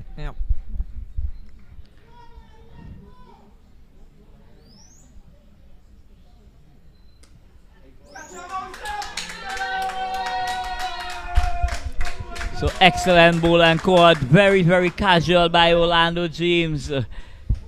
Trying to hit that one past the bowler, only succeeded in hitting it back straight, but what a wonderful catch by the bowler. Showing great agility in prying out that wicket. So Trinidad and Tobago now would need a lot from the remaining batters here in order to really take this game further. Well, we did say 200 would have been a very difficult for Trinidad and Tobago to score on this wicket right now, but it's not because of the pressure being applied by Guyana. For me, it's just like some shots are not really being called. Well, on a pitch of this nature, Brittany, you need to really show that kind of resilience in terms of batting a lot of balls in order to get your innings going. It's not a pitch where you could just go out there and start blasting the ball to all parts. You know, once you stay long enough, you will be able to score and do rotation of the strike as well, and have rotation of the strike. But that's a huge wicket here for Mahabir, getting rid of the dangerous Orlando James. But out goes Kavir Budu Singh, left-hander from the El Dorado East Secondary School he attends. No, I'm very excited to see this young batter. You know, he's wearing my jersey number 25, so I'm seeing you getting goosebumps there, Brittany. So it's going to be Chulhai from the KFC end. And this one is punched to that cover point region. There's no run. But at this stage, Brittany, I'd really love to see the skipper bring that sweeper from the offside into that cover, extra cover region here, and really tighten up the reins on these batters here. So Luke Ali here trying to force the pace, not being to the pitch of the delivery, and almost paying the ultimate price here by tapping that ball back to the bowler. It's going to be Chulhai. It's really, really, really good bowling by Chulhai right here. Very, very. If you look at his bowling compared to his first over, he now assess the pitch and know the line and length to bowl, and he see that, you know, Luke Ali is very strong on his back foot on the offside. She's trying not to give him as much room as possible. So what he's doing is basically pitching the ball up, asking Luke Ali. But a commentator's talk just to as Wade. we were praising him up. You know, the indiscipline continues here at the Gilbert Park Sporting Facility. But it's Luke Ali. And this one is carted to mid-on. So Guyana have made some subtle adjustments in the field, and they've taken the advice, Brittany. They brought both the mid-off and mid-on into normal positions, conventional positions. This one is driven back to the bowler, and you could just see that Luke Ali is getting a bit frustrated here because he's not being able to get that ball away, and compliments, you know, to excellent bowling from Chulhai as well. Yes, you know, he was very comfortable batting with his skipper Joshua, and the fact that these quick wickets have now fallen, the pressure is now being applied for him, because now, as you said, they're now bringing the mid on there's no longer a long on a long off, there's now mid on a mid off, so that easy single that he was getting straight back now is now being restricted, so it's going to be very harder for him to rotate the strike. But what he can do, Brittany, is that rather than really trashing the ball to these fielders, he could possibly just lean onto it and immediately takes off.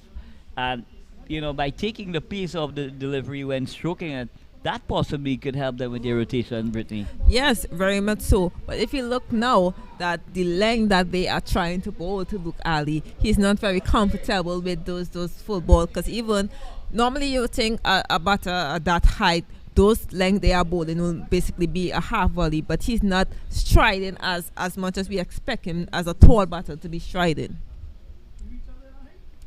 Down there. But Luke Ali continues to favor the back foot, Brittany, and with the change in the length of the deliveries.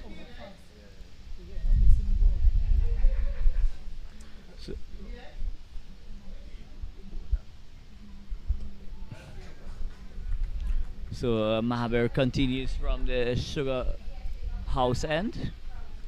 It's bowling to the new batsman, Kavi Budusing. A lot is depending on the spear here now. He goes back, punches it out to that cover region. There's no run. So Kavi Budusing would have been part of the Trinidad and Tobago under 15 team just before the COVID pandemic. Just allows this one to go into the mid of the wicket keeper, Kevin. I hope that these batters be aware that there's a lot of overs left. So even though there's dot balls piling, they have to be aware that there 4 of the top batters are now in the dugout and a partnership needs to be there. So yes, they are not getting to rotate the strike or the runs with nothing, but it will give Budu Singh some chance to spend some time in the wicket. And that's what is required, Brittany. That one was played to that short flying leg position, and he gets a comfortable, comfortable back for 2. So Kavi Budu Singh, he's up and running. So the surface requires a lot of patience, Brittany, and you're really, you're right all the way. Only 20 overs have been bowled thus far, so still 180 deliveries minimum to be bowled, and we're not taking into consideration any wides or no balls or anything of that sort. So with 180 deliveries to go, that's quite a lot. And we not even, we're just about, close to the halfway stage. So these batters, once they sit down and apply themselves mentally, they'll be able to continue to excel. But Chulhai will want to have a say in that. Now we know that in any game, that middle over period where the spinners come in is always a very difficult period, because with the pace off, it's very hard for the batters to rotate the strike. But if you look, Charles is now into his 5th over. Wisama Harvey has just bowled his 6th, and Vincent, which is the 3 best bowlers for the day thus far. They already bowled almost half their quarter of overs. So I'm sure Skipper Jagesa will be echoing that sentiments to the guys outside there as well. That the main bowlers, they are halfway through their spells, Brittany, and we are not even close to the halfway stage as yet. So excellent information.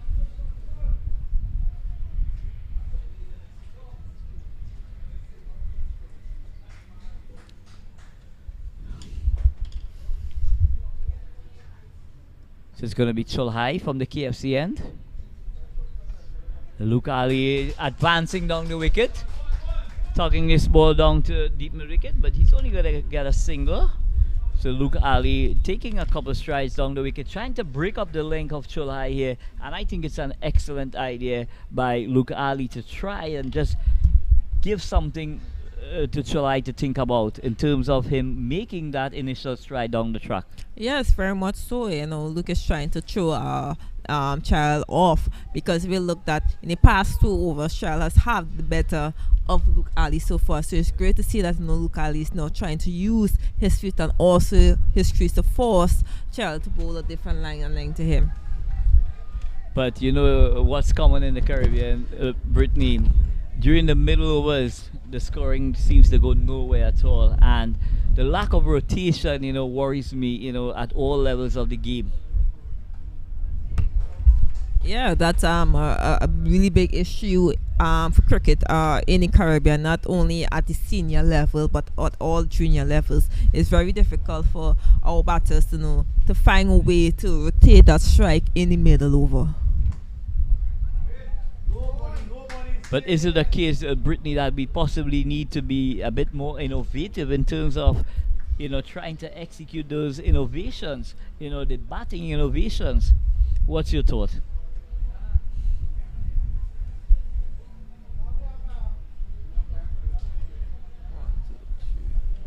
Yes, very much so. You look at the game at international level, you look at the likes of England, South Africa, New Zealand to an extent, and they have now found a way to keep that run with at least at 4 or 5 over in the middle period. And as you said, okay, you look at the Joe Root now. He has now changed his the way he approaches innings, especially his middle overs.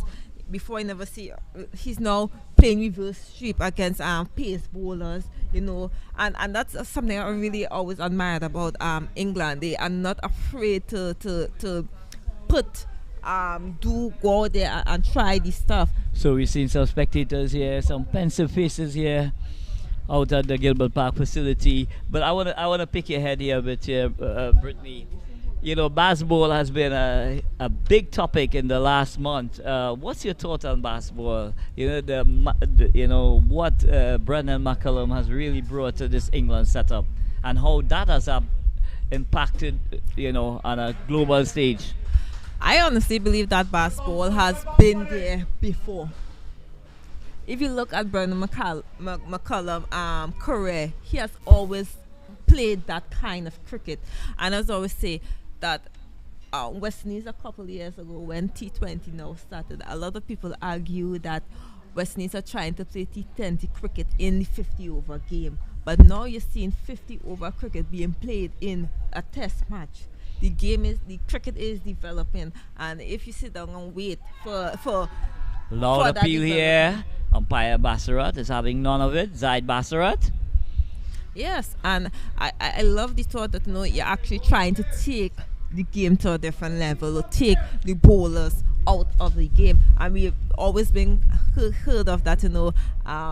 Cricket is a battles game. So short and wide for Mahabir. This one is cut away through that backward point region. They get a single. It takes Trinidad and Tobago on to 89 for 4. But it's exciting times. What that basketball has done is really reinvigorated Test cricket. It has given Test cricket a whole new perspective, and the scoring, the rate that England is scoring at Test matches at 4.5 and 5. My goodness, one wonders, how far. This one is lofted over a long on. It goes. Save here by the fielder, and they're gonna come back for 2. So Luke Ali again, the essence of using your feet here, Brittany, bringing a lot of joy to Luke Ali here, and Prophet as well, going over mid-on, and there was absolutely no case there where he was slogging. He was playing a proper cricket shot, just exercising himself and extending himself. But one too little here. Caught in two minds here. Luke Ali caught in two minds here. Come down, stay in the end. Not doing any of just tamely playing it out that extra cover region. And I was just about to say that, Luke Ali just used his feet and hit over mid-off, and I'm now sent mid-off to a long off position, which would have now made the single easier for him to hit straight. But as you said, he came down the wicket and he was two-minded. Now, if he had played that same drive that he's been playing straight through the innings, it would have been an easy single there for him again. And that brings us to a very important point, Brittany, in terms of batters and their thought process, in terms of how they're gonna score against that particular bowler. Luke Ali, in his thought process, I'm sure that he trusted his judgment in terms of using his feet. But it seemed at the critical moment there was some bit of indecision that resulted in him being dismissed. Very, very unfortunate for Trinidad and Tobago to lose such a batter of Luke Ali. He's been in really good form. Now Trinidad and Tobago is under a little more pressure. We see Batteries now in to join Buddha Singh, who is only on 3. A lot of pressure now going to be applied to these 2 new batters. But Batu is normally an attacking left-handed batter, but Kabir Buddha Singh, he would need to find innovative ways to help with the rotation of the strike, because it's very, very easy to get bogged down, and then the score rate starts plummeting, and that's where the problem starts. So Chulhai. This one goes on the leg side. A rare bad delivery from Chulhai. Possibly just trying to tweak it a bit too much. Chulhai from the KFC end goes into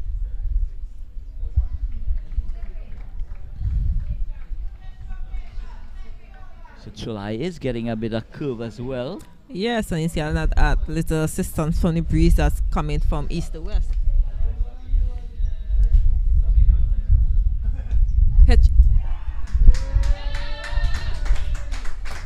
So there goes Kabir saying flight to delivery, going for that expansive drive, but what a wonderful catch there by the fielder, extra cover. So Trinidad and Tobago is really struggling here at the Gilbert Park facility, 92 for 6.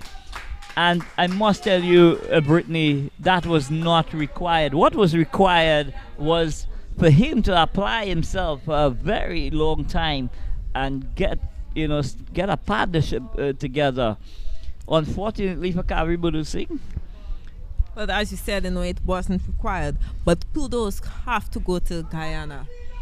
Kudos have to, because if you look, that extra cover is in a catching position because they came to apply pressure on these Trinidad and Tobago batters. I love a good feeling. I love a good scoop up dive and catches. Really, really good feeling by the Guyana department.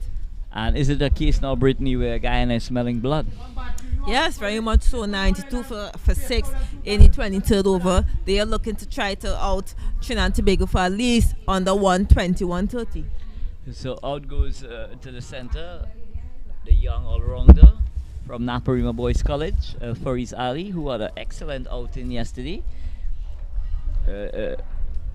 Getting three wickets for 22 runs.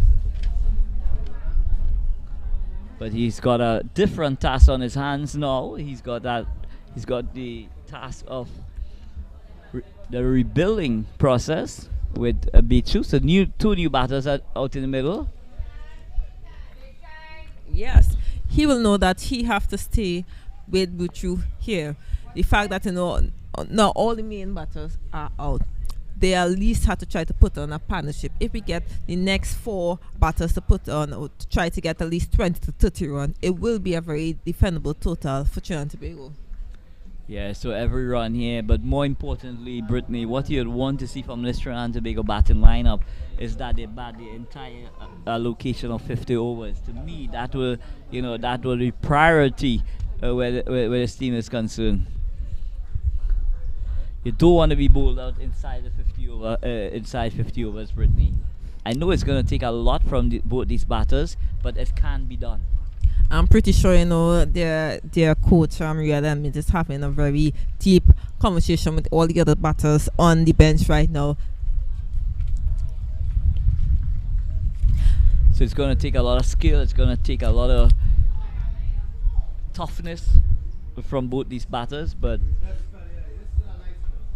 these guys and them do have the ability, to dig themselves out of this hole. Yes, very much they do. And as you said, you look at the main bowlers, so the bowlers who are taking wickets for Guyana, they are almost out of their quarter of overs. So what Trinidad and Tobago batters have to try to do now is try to see out these bowlers and not allow these bowlers to try to take any more wickets. And hopefully when the medium pacers come back on, it will be easier for those batters to score runs. But have we seen all the spinners? And that's the next question, Brittany. We never know. There possibly another left-arm orthodox spinner somewhere in their lineup. So we'll just have to wait and see how that unfolds. But it's going to be Mahabir from the Sugar House end. It's going to be bowling to Veeran Bachu.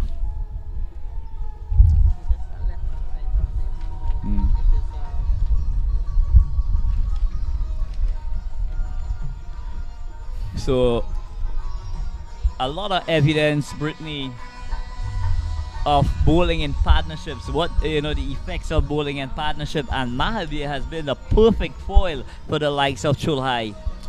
Yes, a very good partnership by these two bowlers. They have literally brought Guyana back into this game. They break the important batting partnership between Ali and Jasper, and since getting the wicket of Jasper, Trinidad have not recovered from that loss.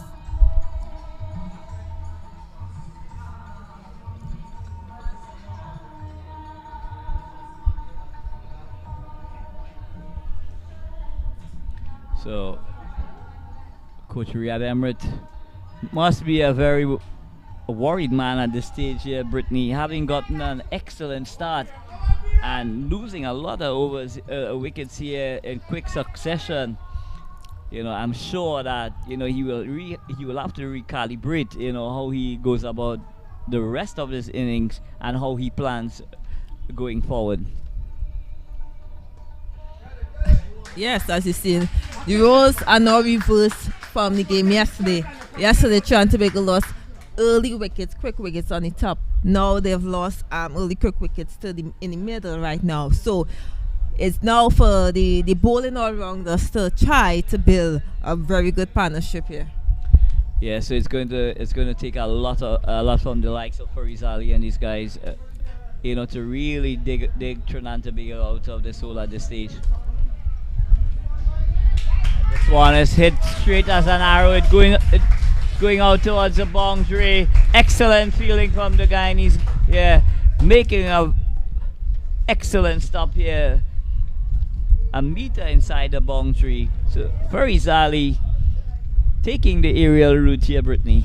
Yes, a very confident shot there by Fariz Ali, and also good fielding again by Guyana. Yeah, showing total commitment there, the boundary riders.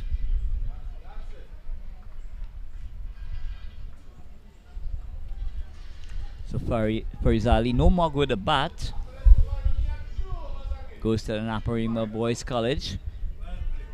This one is stroked out to extra cover. There's no run.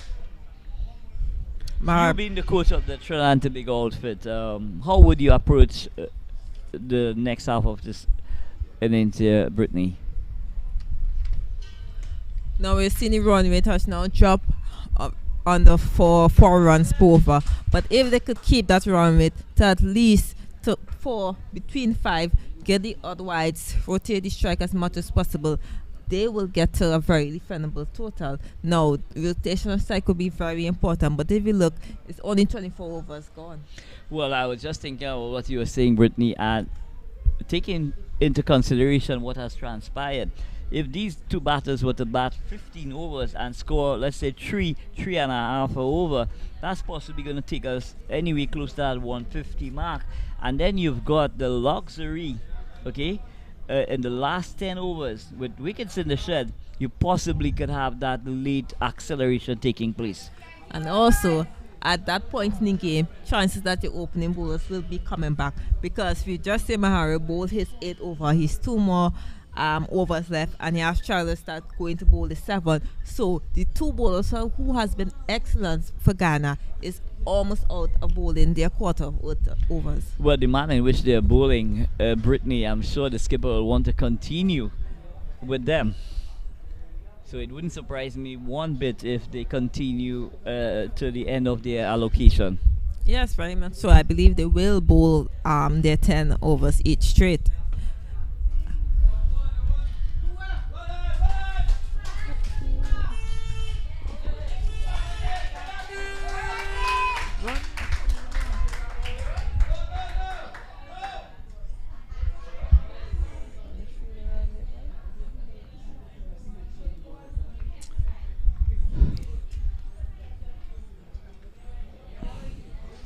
So Bachu hitting that one into the mid-wicket region. But a comedy of errors, Brittany, from the fielders. No one wanted to take charge of the ball. It was all over the field, and that allowed Bachu to get 3 runs. Yes, we've seen throughout the innings that Ghana fielding has been top-notch, but it almost cost them 4 runs there because he almost flicked it over the boundary for 4.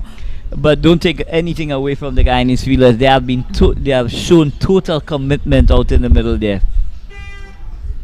really throwing their frames at all angles to affect the. And this one is muscled through extra cover. They'll go for 1. They'll come back for 2. But that's all it's going to be. But Faris Ali is showing some intent here for the Trinidad and Tobago team. Now we see Fred Ali and Batrufas and now seem to be batting a little more comfortable. I know it's only 10 runs into their partnership, but it's good to see only the rotation of strike and hard running between the wickets. So CWI possibly just tiring a bit here, Brittany? Oh no, I won't say so. Just that he haven't found the right line and length to bowl to these batters. He was comfortable bowling against Ali and Joshua. So 2 new batters into this wicket. Each batter have different strength and weakness, and it's for you, the bowler, to figure out what the batter is comfortable and uncomfortable playing. And then you've got, as a bowler, you've got to make that subtle adjustment, very, very quick as well. This one is on leg stump. Luke Ali just falling over a bit, but plays it out to that short mid wicket. But there's no run. Again, as you see, Ali and Batru, they scored those couple runs on the offside, and that last ball that you said, child ball there, it was straighter and made Ali seem uncomfortable. So just about the halfway stage here, Brittany, the score is 100 for 6, and if we were to double that score, Trinidad and Tobago would be very happy to get anywhere to that 200 mark, being at where they are at this stage of the innings. Yes, well, once the Spear continue to do what they are currently doing, they can get to at least 180, that 200 mark, as I say, a half mark. They 25 overs gone there, 100 runs. Yes, they are 6 wicket down, but as you say, just 25 overs left. And most important, Brittany, all it takes is to stitch a partnership together, and the whole complexion of the innings, it takes off. So it's going to be Dindial, another off spinner.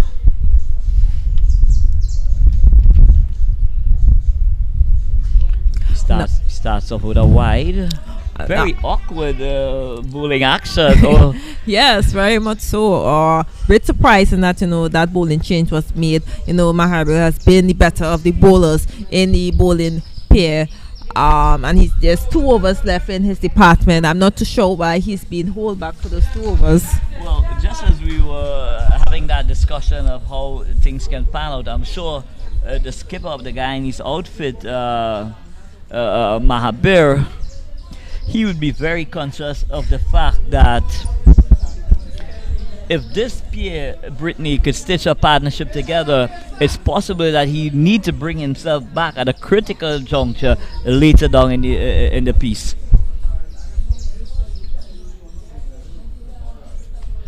Now, I totally understand and agree about what you're saying there, but you're also bringing a new bowler into the lineup, and you've seen that's why he haven't really found his line and length there, which can also go against the Guyana in terms of allowing these batters to be a lot more comfortable playing, because they know that the two main bowlers who has been taking wickets for Guyana is now off the bowling. Yeah, so it does ease that pressure a bit.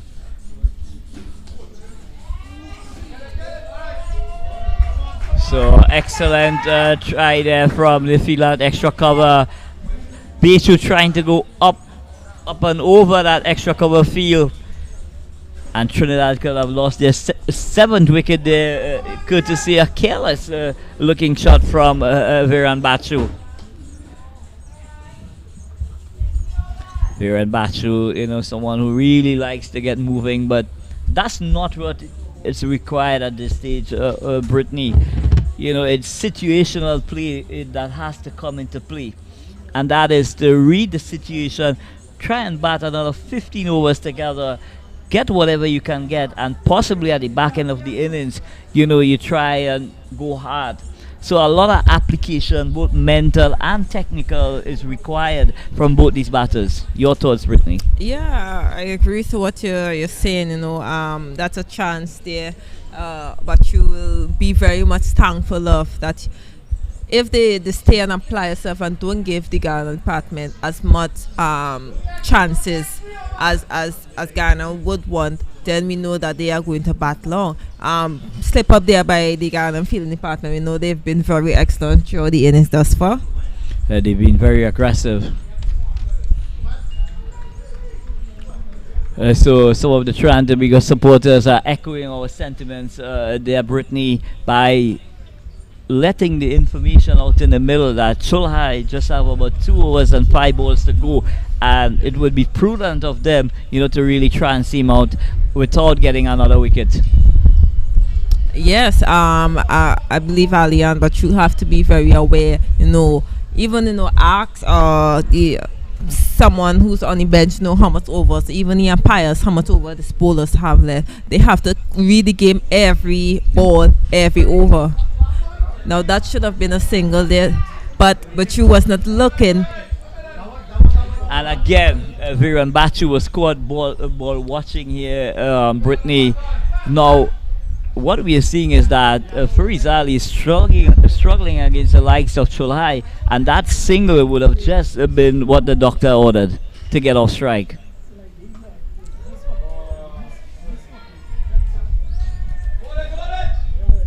Now we talk about the pressure being applied, and we see a very loose shot by Fariz Ali there, which was very aerial and could have been a chance for the Ghana. And it just comes back to our conversation again, Brittany. Had that signal been taken, Fariz Ali would have been off strike. So that would not have been a part of the script. Having not gotten that signal, he thought that he had to do something different, and that resulted in him trying to take on the bowler. And this one is played back with a point. It's racing towards the boundary, but it's going to be holding now. Excellent running there by Bichu. So Trinidad and Tobago score goes up by 2. And we have seen that Bichu has been the player who seemed comfortable batting against this type of bowling. Well, normally the left-hand batters, Brittany, are at home to the left arm or to the spinner, because their stock delivery would be the ball that's spinning back into them. Yeah. And very much so agreed as to what you just say, and that is why the single in early in the over was so important that to be taken, and the batters have to be aware, what are each other's strengths and weaknesses, and also who are more comfortable playing a certain bowler. So I think both these batters need to reassess, because it seems to me that at some point in time that these guys and at this stage here could easily give their hand away. So a lot now is dependent on the level of communication, Brittany, and I'm surprised that the coach Riyad Emirates has not taken the opportunity to possibly extend himself by sending a message, to possibly ask these guys to just calm down a bit and reassess the situation. But it's going to be a change from the Sugar House end. It seems like Vincent's going to be coming back into the attack, the opening bowler. So we've seen a change in the previous over. Now we've seen another change, because we saw the who came in for Mahabir, and now we see the skipper Mahabir has already made another change. So the Guyanese skipper smelling blood here, bringing back his strike bowler here, and it's not to me, Brittany, it's an excellent move here by the Guyanese skipper to try and pry out as much batters as possible. Even though I felt that 1 over, was a bit rough for the new one, but now probably is a move to try to probably change ends for that bowler, because we saw that he made a change. Maher, the skipper himself, took off himself in when after he bowled 8 overs, so probably they are going to switch ends now. Yeah, that's an excellent point. Possibly they reach that decision now, Brittany, where they are not going to bowl Chulhai out.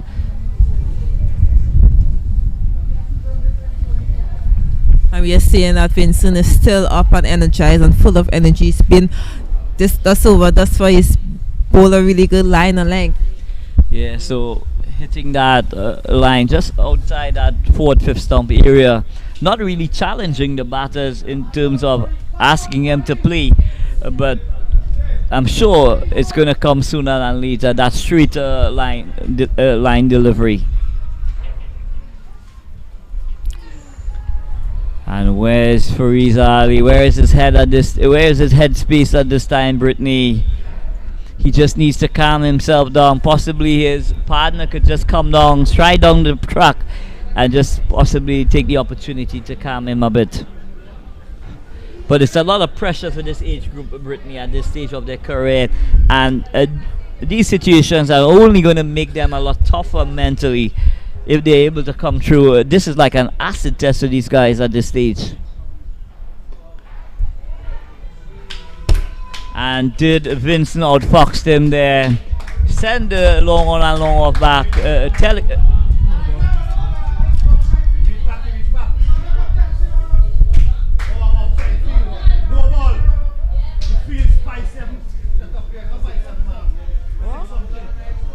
So there seems to be some confusion taking place, and the umpire is inquiring about a possibly. So they are only allowed 4 fielders outside the 30-yard circle, and umpire Zayed Bassarat is indicating that there is 5 fielders hovering outside the 30-yard circle. So a big reprieve here for Fariz Ali. Very, very lucky indeed. Very, very lucky. He said, that if you look at that ball, it was a very, very wide ball. If they leave it alone, I'm pretty sure the umpire is going to signal a life. So again, Fariz Ali has now gotten a life. So I must tell you, Brittany, that these youngsters are not handling the pressure out in the middle very well. It seems to be a pressure cooker situation. But a reprieve of this nature could just bring some good. And the free hit ball was bowled for a while, so he has to bowl that free hit delivery. I'm pretty sure Fariz Ali is very excited with this free hit. Yes, indeed. So you want to try and really make a statement here with this free hit. Possibly going hell for leather. But excellent comeback from Vincent there. Bowling along the channel there. Bowling the channel, as we say, Brittany. Just maintaining that line outside the line of the off stump. Yes, Vincent has been bowling really well, even with the new ball. You see with the old ball here, he's bowling really, really decent, and he's bowling to his field, and it seems like Fariz Ali hasn't really picked up the line that he's trying to bowl. But what Vincent is doing really well, he's mixing up his piece as well. We see that back of the arm slower delivery, we're seeing that off cutter as well. So he is using all his skill sets here, and unluckily for him, Vincent, he should have gotten a wicket there, Brittany. Yes, unfortunately, but good awareness by the umpire. I've seen in many occasions where the umpire just looks at the game forward and not be aware of what's going on behind or the side of him. Yeah, and it just shows the quality of the umpire in Mr. Zayed Bassarat.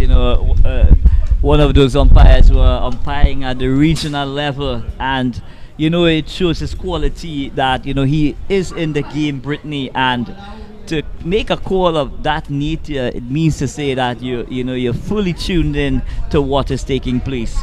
So just as you had predicted, Brittany, excellent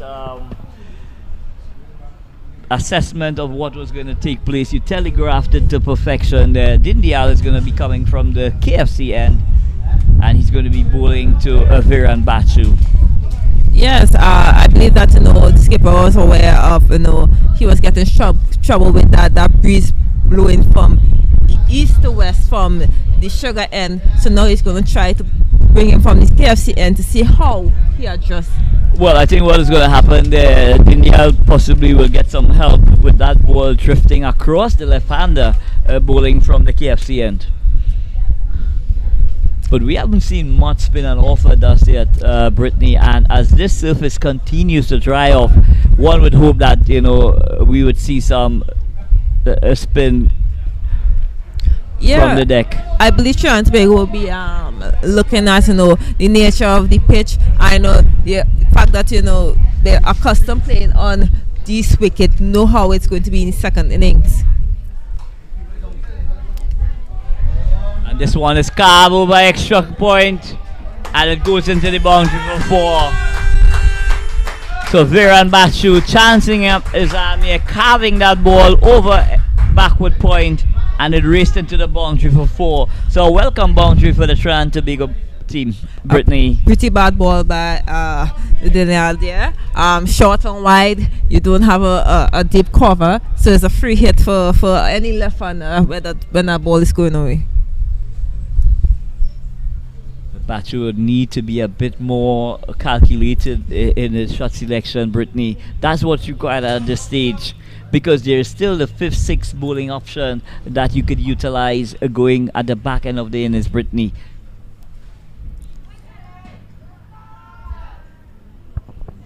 As you see that a straight line being bowled, try to be bowled by the there. So Bachu is going to try to work this ball to that backward square region there. And I'm sure he's telling himself that he's just missed out there, Brittany. That line, you have to take advantage when those deliveries are lined just on about that leg stump or going behind leg stump.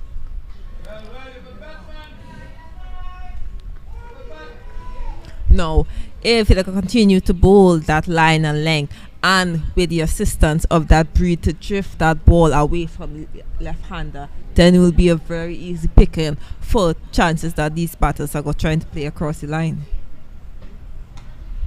Using his feet really nicely here, taking a few strides down, getting to the pitch, and this one is played down to long off. So elegant shot from Bachu, showing us that he does have the ability to use his feet, and it's something that we don't ever see often enough at youth level, Brittany, where youngsters take the opportunity to use their feet and go down the track.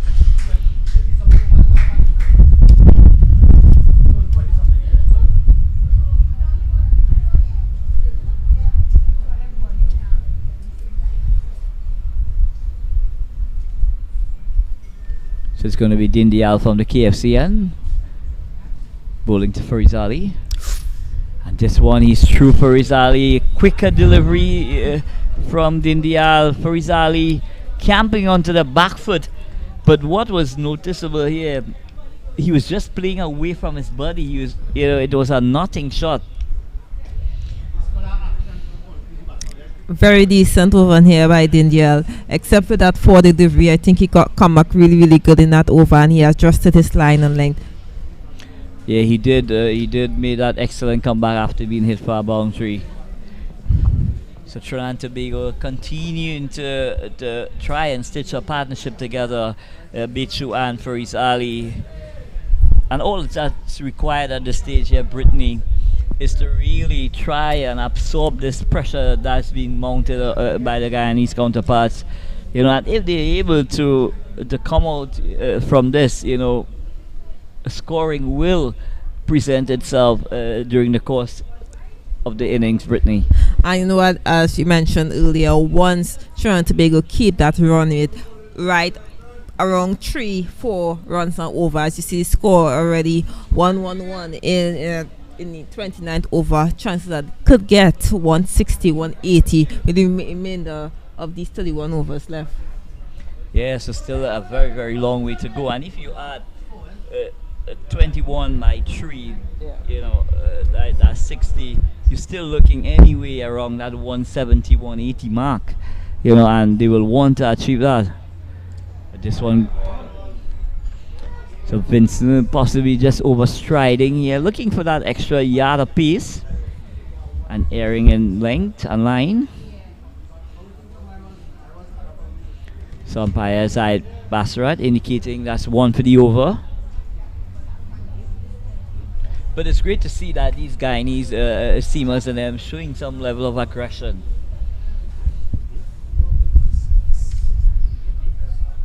So still a long way for the Trinidad and Tobago team to bat.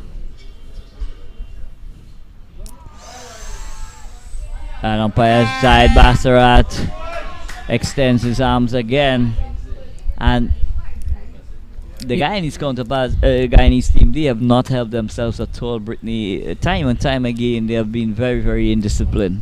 But you see the plot here by Vincent. He's trying to bowl into Batu pad. He's trying to get that ball to swing into in true baton pad. Yes, he's trying to open up that gap between bat and pad there.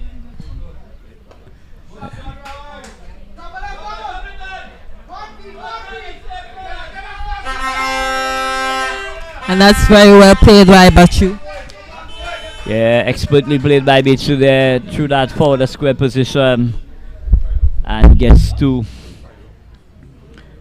So Batu showing that he's got a lot of batting ability, Brittany. So that takes the score to 114 for 6. Trinidad and Tobago losing the toss and being asked to bat. Vincent hitting the deck hard.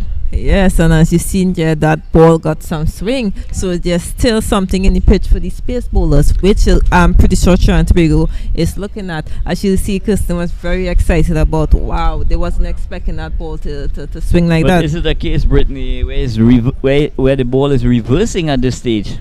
Yes, very much so, because if you look at what Vincent was doing on the top of the order with the new ball, and it is definitely reverse swing. That ball is really hooping into the left-hander. Yes, very much so. And as you said in previous over, Vincent is now varying his pace.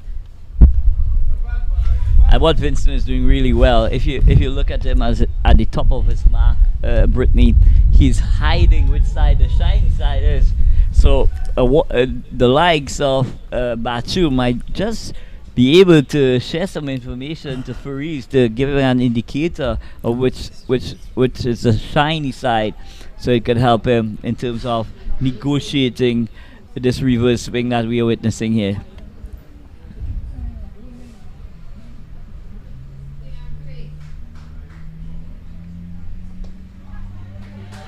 This one is played through backward point. Is racing towards the boundary. It will not go into the boundary, but excellent fielding.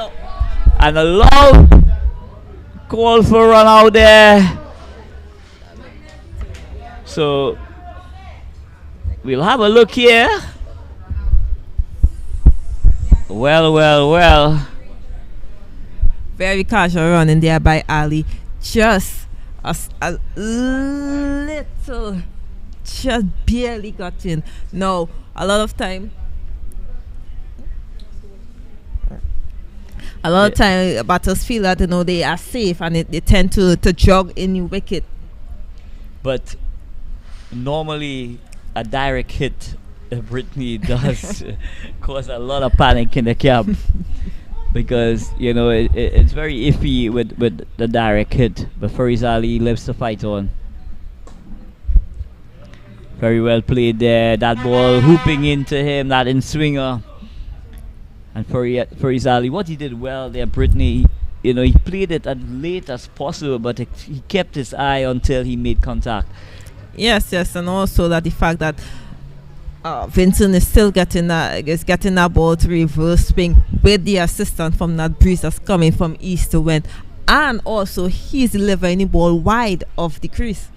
Yeah, so that as well.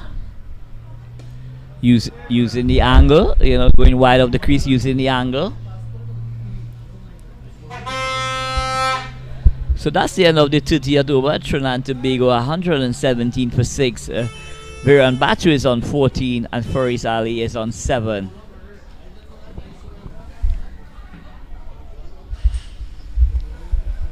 So a mini recovery by both these players, Brittany. Yes, a very important partnership that is taking place for Trinidad and Tobago. Now, as you said earlier on, if these two batters bat at least 15 overs, well, let me say 10 overs because that conversation happened about 5 overs. Okay, if they stay in there for 10 more overs, it's going to be very easier for the next batter or the other batters coming to play a little more freely. But they really need to apply themselves there because we just finished the 30th overs. If they were to bat another 10 overs here, Brittany, that'll take us into the back end of the innings, and possibly the score could be anywhere between that 150, 160 mark, and it really sets it up for the last 10 overs. There's Dindial.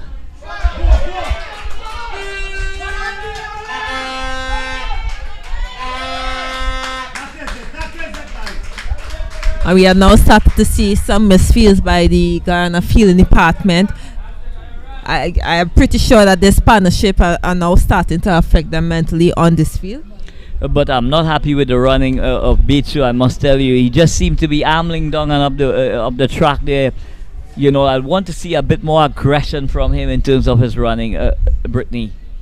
Yes, totally agree. I'm not aware of his his fitness level in terms of, you know, if he's a quick runner, or, you know, someone who's just average. But as you rightfully said, you always have to be looking for that second or third run. Right. You cannot just sit and hope that the fielder misfield. Every time you run hard between the wickets, it's always apply pressure on the fielder.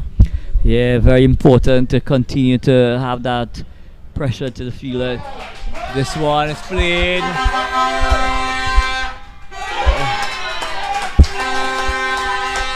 So Viren Bachu deciding to take the aerial route here, going inside out Brittany. What a wonderful shot here from Viren Bachu, and it goes into the boundary for 4 runs. So Viren Bachu now, he's moved on to 20, and he's showing, you know, signs that he wants to stay out there for as long as possible and possibly propel Trinidad and Tobago to a competitive total. Yes, as you can see, Battery is very comfortable with that ball on that 6 stump. Once you see, you know, there's room out there. He's any left-hander, I believe, likes to see when they get room. So Dindial playing some mind games with Viren Bachu, attempting to deliver but pulling out at the last time, asking him to wait. So it's going to be Dindial from the KFC end. This one is worked to mid-wicket. There's no run, but Bachu continues to fight for Trinidad and Tobago here at the Gilbert Park facility.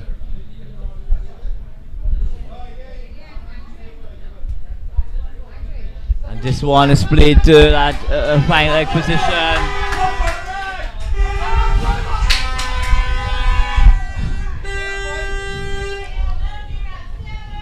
And again, poor running from Viren Bachu. Got to the non-striker. What was he thinking? I do not know, Brittany. His partner was yelling at him to come. And finally, he made that decision to come back. I think a conversation needs to happen between these two batters, or probably even the coach sending out a message. And this one is played through the third man region. It goes close, but excellent feeling from Ramnath at that third man position. So the runs starting to flow here for Trinidad and Tobago. A flurry of runs here in this over. Yes, as you can see, that run rate is now over 4 runs per over, which we've been asking for. And again, you know, they're doing it without having to take any risk, Brittany. So, you know, it's calculated aggression, if you ask me.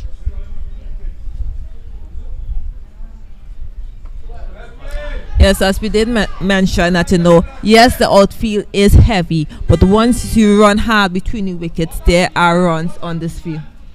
Of course, there are runs to be had, but, you know, the urgency to acquire them must also take paramount as well, Brittany. You know, the batters outside there, they must keep that focus. Every run here is important. And I tell you why, Brittany, I'm not sure what a pass score on this pitch is, you know, would be. So you will have to try and eke out as much runs as possible during the course of your innings. And I really hope that, you know, the Trinidad and Tobago batting outfit, you know, they bat the entire allocation of 50 overs here. Yes, they are setting up the innings very nicely for the last 10 overs. Indeed.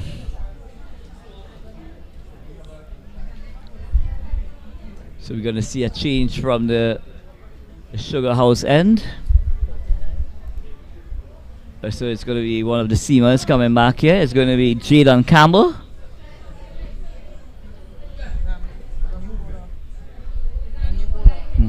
No, there seems to be a new bowler on stage. That's Ramnat. So a new bowler, Ramnat.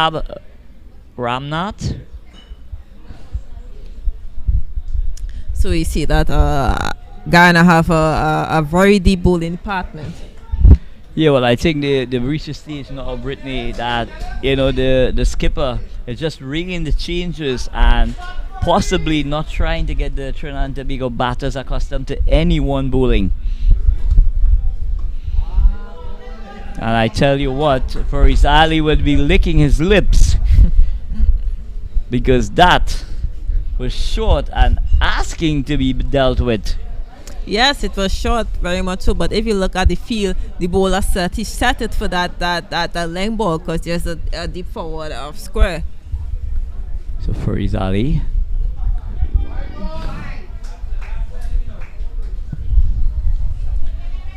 So these guys continue to struggle with their wides here. But having said that, Brittany, it has been a good bowling performance thus far from the Guyanese bowlers. Yes, if you minus the wides, they have been bowling really, really decent.